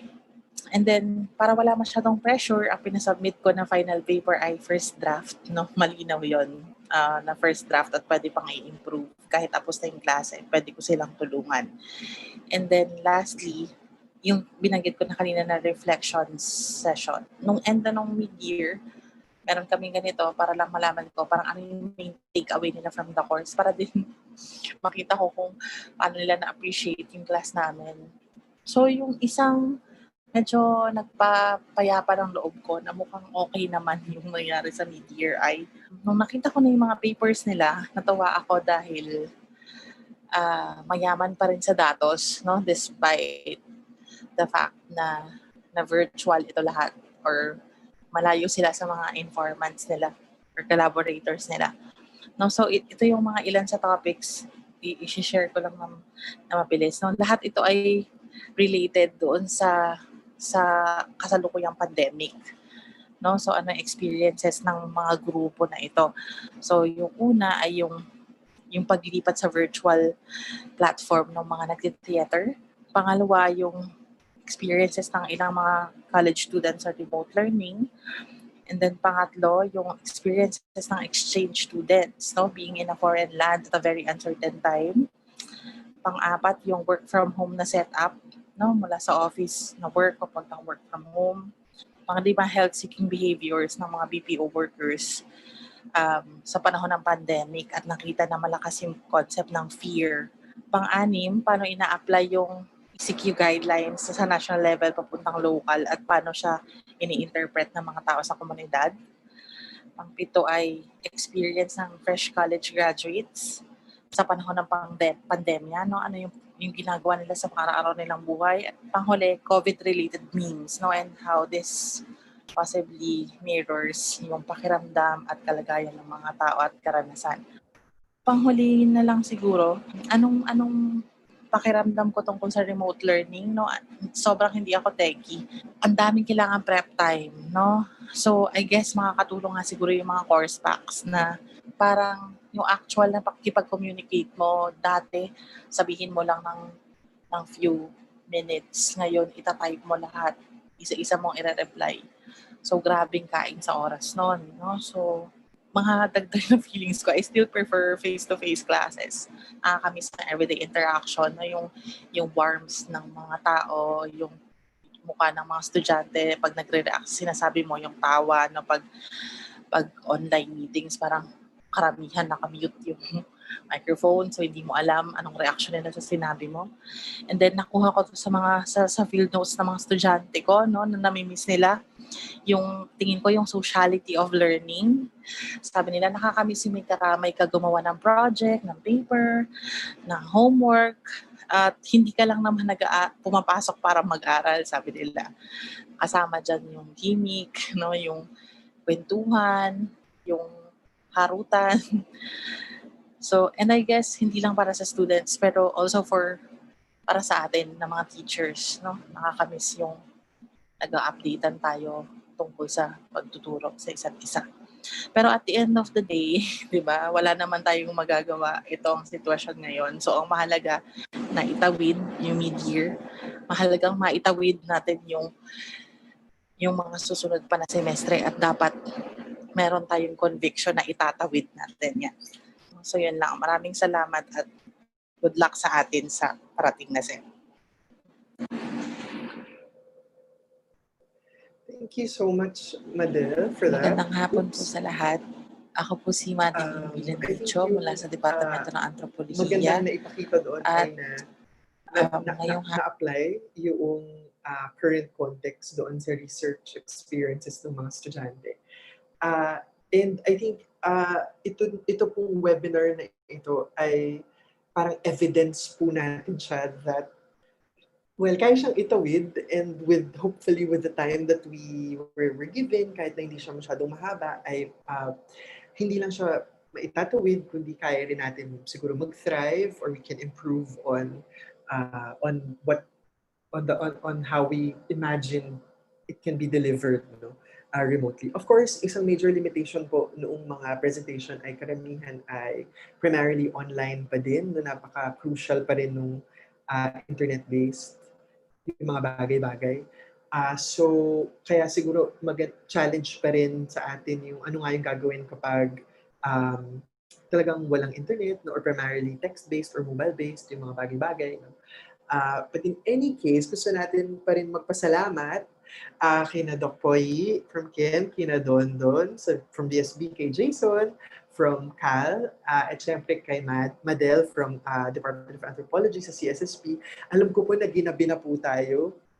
Baka po may iba pa po sa inyo na kailangan siguro magsaing o kung ano man. Pero in case okay pa po sa ating panelists to stay a little bit longer, we can stay a little bit longer po for your questions in case meron pa po kayong questions.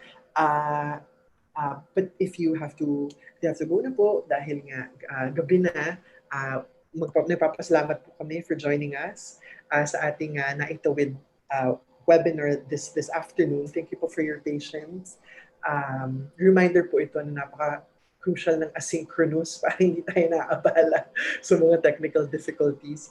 Pinost po natin sa chat in case po you'd like to share a message to our panelists. You can click po sa evaluation form. It's on the chat box. In the chat box. In any case, baka po meron pa kayong questions or siguro po baka just very, very quickly po anything else that you'd like to say or insights nyo po from the questions na nabasa ninyo dun sa Q&A panel. Meron pa po ba kayong gustong maidagdag? Especially po siguro para dun sa mga may challenge sa internet. No? Sorry, yes, Jayson, you wanted to say something? Oo. Meron lang akong parang na-encounter na isa pero hindi ko alam. Share ko lang din yung tungkol sa cheating. Meron kasi akong nag-notes ako nun, baka itanong yung tungkol nga dito sa cheating. Totoo yung paano pa-prevent yung cheating, hindi naman natin 100% na matitiyak yon, no? Kahit naman sa residential, hindi naman talaga natin yung nagagawa. No, na 100% matitiyak natin yung estudyante yung gumagawa ng mga papers niya. Pero merong kumbaga strategies to lessen. Kumbaga, at ito yung mga natutuhan ko rin sa OU. Yung una, iset yung tone sa course guide pa lang, no, kung ano yung paano yung pagpapahalaga mo sa ethics. Ako may nilagay ako na portion na nagdi-discuss tungkol sa plagiarism. So kasi minsan hindi aware yung estudyante na nagpa-plagiarize ba ako? So bigyan natin ng mga concrete na halimbawa lang na nagpa-plagiarize ka kapag ikaw ay kumukuha ng ganito ng hindi mo sinasite no yung material. So yung may mga ganito lang. So sineset natin yung sa tone pa lang sa course guide at saka doon sa siguro kung mag-web conferencing kayo sa first week ng inyong klase. Tapos engage natin yung mga estudyante natin ng siguro sa iba't ibang paraan na pwede asynchronously kasi nga at least yung ma-feel lang ng mga estudyante na hindi natin sila kalaban. Okay, yun yung ano kasi parang yung gamers agenda na naisahan ko yung teacher ko o naisahan ko yung estudyante. Dapat yung ganung thinking yung gusto nating iwasan. So mahalaga yung engagement natin with the students. And then kung exam, explore natin yung possibilities na open notes talaga yung exam. Pero siguro yun nga, higher order thinking yung tinetest talaga natin sa exam kung lalo na kung yun nga, multiple choice, halimbawa, or true or false yung exam. And then, sa requirements, pwedeng pag-isipan natin na yung link assessment na activities, yung mga, kunyari, yung assignment 1 mo, related siya sa assignment 2, para pagdating ng mismong final paper, parang ano na lang siya, parang e-portfolio yung gagawin nila, pero na-develop na nila yon doon sa mga naunang assignments. So, hindi rin siya magiging sobrang mabigat doon sa estudyante. Yan lang pala. Anything else that you'd like to share? Insights niyo po from the Q&A? Meron? Yes. From my end. Kasi there's a question on the course pack because I mentioned kanina na parang hindi ko gusto yung biglang binubuhos yung materials. There's this feature daw on Vle which you can actually hide the materials which are not yet required. So I guess that would be good in terms of the implementation of those course packs. Para lang for me, para lang mas chewable yung mga materials na nakukuha ng mga bata. And yun, I think with that, that can resolve the main issue that I have with those course packs. So I think yung magandang, yung principle talaga ay for students to know what they need to prepare for. So ibig sabihin, kahit na hindi natin ibibigay lahat, at least alam nila yung time that they need to apportion for every segment, for every requirement. Okay. Doc Boy, anything else po that you'd like? So may nakita rin po ang question about yung mga very math intensive or yung mga solving intensive, but I think some of them were answered na po. No? But anything else you'd like to add po sa experiences niyo sa lab or kapag medyo computation heavy? Yeah, yun yung sinabi kanina ni Don, yung writing tablet, that's one. Or yung document camera. Kailangan na talaga mag-invest sa ganun. Or one line at a time, tapos ipapakita ng ganun. Parang marami kang gagawing slides and just show one line at a time. Thank you. Anything else? How about yung lab experience, Doc Poy? Anything you'd like to share based on the experiences of your colleagues, maybe? Yeah. Okay, so sa lab kasi, yun talaga yung mahirap sa online, di ba? Kasi hindi nila na-develop yung practical skills like nakita ba ng instructor kung paano siya mag-titrate? Di, syempre hindi, di ba? So hindi niya maano yung gano'n, yung mga practical skills, yung wala talaga sa online. And that's why we're looking into a bridging course pag maganda na yung panahon natin na kumbaga lahat ng mga na-miss nilang practical experiences, gagawin nila sa lab. So walang magagawa sa online, hindi talaga masasabi na naging proficient sila sa pag-weigh, sa mga ganun, wala talaga. Thank you po. To add to Doc Poy's comment, yes, please. Actually, for math and solving na mga classes, chemistry in particular, I think one alternative is i-PDF yung solutions tapos i-flash pa unti-unti, no? Pero meron kasing specific for me may special impact yung yung sinusulat mo talaga. Sa paunti-unti, di ba? So, I guess just in case yun nga may extra resources or you can fund it from somewhere, I think it's gonna be a good investment. A virtual whiteboard. How about you, Madam? Anything else that you'd like to share about how you plan to move forward dito sa first semester, with your classes? Meron ka pa bang field courses the same? Or at may mga tweaks ka ba na balak gawin para sa mga klase mo the same? Yung classes ko sa first sem ay SOCSI 3, so GE course na Exploring Gender and Sexuality, saka Because of the Philippines. Parang medyo naglilin ako towards yung sa mga assessment tools na mas reflection paper, ganun, kaysa sa exam. Kasi iniisip ko na kailangan ko rin maging practical dahil ako mismo yung connection ko. Kaya ako naka-record kanina kasi nga hindi ganun ka-stable. So inisip ko na mas okay kung ganong type ng exam siguro para sa first sem din. So mukhang yung pinaka-challenge siguro talaga is to think of baka mag-iiba talaga yung uri ng assessment, no? Kapag ganito yung format. Kasi, dahil hindi nga yung mga usual exams, lalo na kung iko-career, parang mahirap talaga siya na yung usual pa rin na multiple choice, etc. No? So baka yung mas summative pero essay, portfolios, etc. as evidence of learning. Doon may mga questions sa Q&A panel. Baka you'd like to.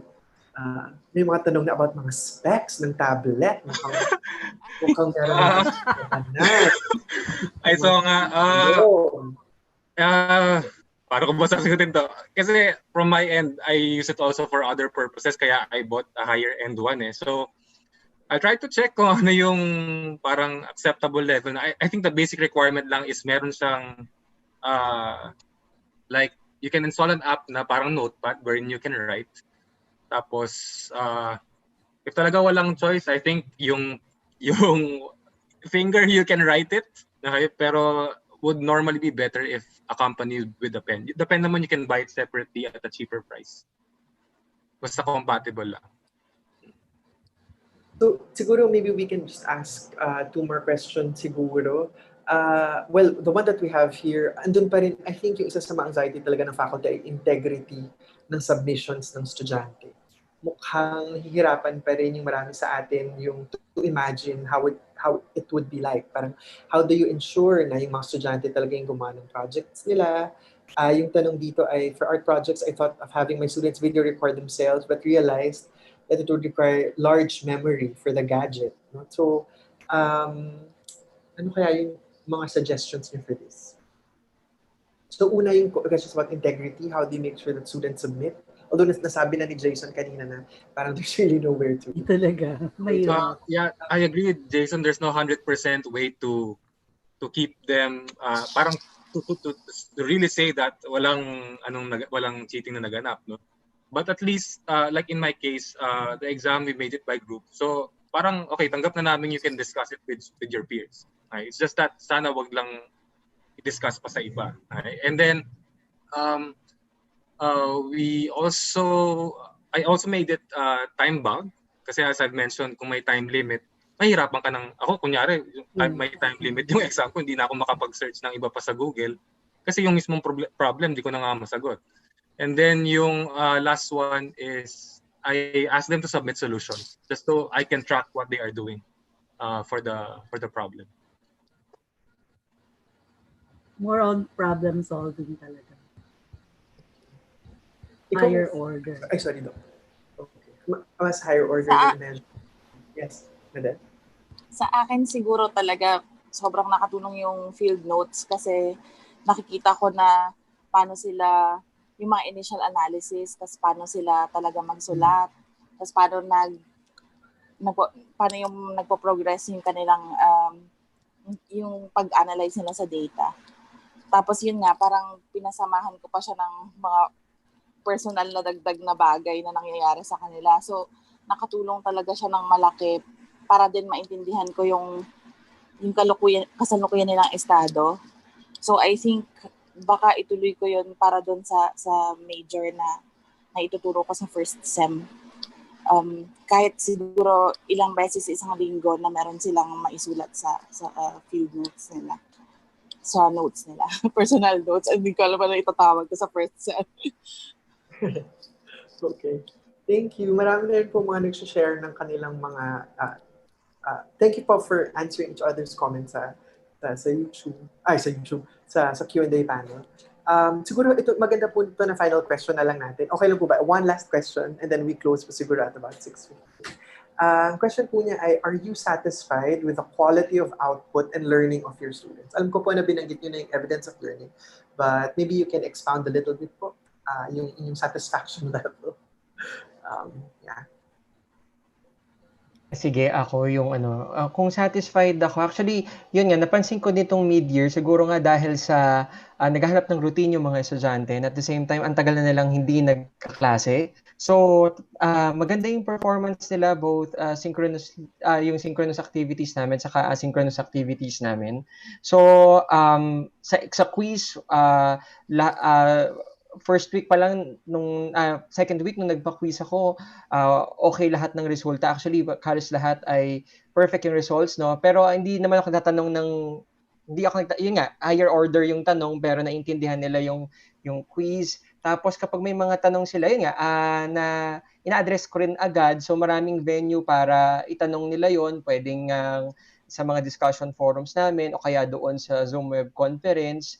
So, wala ako namang naging problema. At sa tingin ko, yun nga, maganda rin na yung mga assignments, dahil nga nakikita mo naman kung paano sila magsulat. At minsan yung mga estudyante mismo nagtatanong paano pa namin may improve yung namin, yung sinulat namin. So, maganda na syempre may rubrics na tayo, na nakaset, no, nakikita nila yung rubrics natin, tapos magtatanong pa sila. So pagdating ng final paper sa klase ko, well, kabisado ko na at least kung paano sila magsulat. So nakakatulong yun for them. Tapos yun din, lumabas din yun dun sa pinaka parang sa parang evaluation ko sa mga estudyante na maganda na may feedback din talaga yung teacher, no, para at least pagdating sa dulo, hindi rin tayo nagugulat doon sa mga isasubmit nila, lalo na kung mga papers. Ako rin, my students, in terms of the solutions that they're submitting to me, I can see that their thought process naman is following what we discussed in class. Tapos, even in multiple choice questions, actually, there's this strategy that they're doing na kahit multiple choice yung question, they all, parang meron silang 3 columns of their answers for each person. Tapos, meron silang comments after that kung anong i-discuss nila about that. Siguro kung anong final answer natin. But at least there's this exchange of ideas that's happening on certain questions, even in a multiple choice format. Yung sa akin naman, I think magagaling talaga yung students ko ngayon, no? Itong mga BS Chem-Eng. And yung course kasi na Chem 28, kayang-kaya talaga ng mga Chem-Eng. Ang alam ko nahihirapan sila sa organic chem, pero pagka yung sa quantitative, ang galing nila.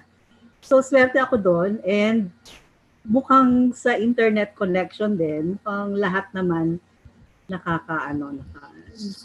naitawid niya kung sa bag, kung isipin natin. So, lahat sila nagugulat ako yung mga attendance ko sa Google Meets. At taas something like 28 out of 31 at any one time. Tapos, may nagli-leave, may bumabalik kasi siguro sa internet connection.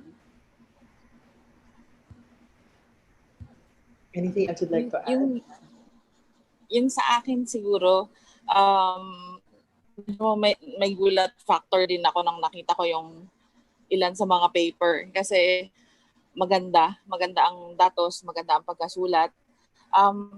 Siguro yung nakatulong ay sa simula pa lang ng SEM, meron kaming parang gumawa na kami ng outline kung paano ang plano para sa papel. So, yun yung sinusundan nila habang ginagawa nila yung kanilang research at yung kanilang paper. Tapos, since nag-set nga ako ng mga deadline na negotiable naman, napapansin ko sino yung parang hindi makasunod. So, pag ganon, mini-message ko na yun privately or in-email kung, hi, kumusta? Okay ka lang ba? Parang, okay, kailangan mo ba ng extra na panahon? So, ganon, medyo naging isa-isa ko talagang sinubaybayan. Kaya nakatulong na malaki na maliit talaga yung klase. Maraming salamat po ulit. Yung ilan sa mga comments sa inyo sa YouTube, sabi nila maraming salamat daw for sharing. They were very enlightening and very encouraging. No? Yung tema po kasi ng dalawang webinars natin this week, yung kahapon tsaka today, ay isang malaking virtual hub po sa ating lahat habang we're preparing our course packs and getting ready for the first semester. So ilang linggo na lang po magbubukas na yung SEM. Pero hopefully po, through the experiences of Doc Poy, of Doc Jayson, of Dondon, and of Madel, ay nakita natin na may kakayanin, no? Hindi madali, pero mukhang hindi matitigil yung pagkatuto ng mga estudyante natin sa susunod na semestre. So, maraming salamat po ulit for joining us, for your patience. So, reminder lang po, meron na lang po tayong 2 huling webinar before the SEM starts. Sana po hindi pa po kayo nagsasawa sa mga webinar namin. 2 na lang po. Yung next week po, on September 3, meron pong special webinar that's dedicated to the arts and humanities. So it's called Resisting the Rubric, the Arts and Humanities and Remote Learning. Makakasama po natin dyan si Dr. Judy Ick, si Dean Laverne de la Peña ng College of Music, at si Prof. Joyce Manalo from UPOU. So ito po ay para sa Arts and Humanities. At yung huling webinar po natin before the SEM starts ay on September 4, 9 to 10:30. Ito po ay How to be a Lifeline. No? So lagi po nating sinasabi yung assessment ng students, no? Students' capability, but this one also will teach us how to provide psychosocial support to our students during this time. So yan po yung pinakahuling webinar natin. And then, kanya-kanya na. And then, kung ano po yung susunod nating mga programa, abangan niyo po yan. Magtutulong-tulong pa rin po tayo, hindi po tayo mag-iiwanan hanggang maitawid natin yung first semester. Okay po? Okay. Thank you so much also, Todd. Thank you so much also for heading this. Thank you very much for the opportunity to share. Yes po, very helpful po. Yes. And it's available po on YouTube so you can watch it all day, every day. Sige po. Bye-bye po. Bye-bye. Thank you. Good night, everybody. Night. Oh, also thank you to ILC Diliman. Thank you to Joy. Thank you to Daisy from OAT. And thank you to Lo Grepohala from ILC. Thank you po. Thank you. We will end this.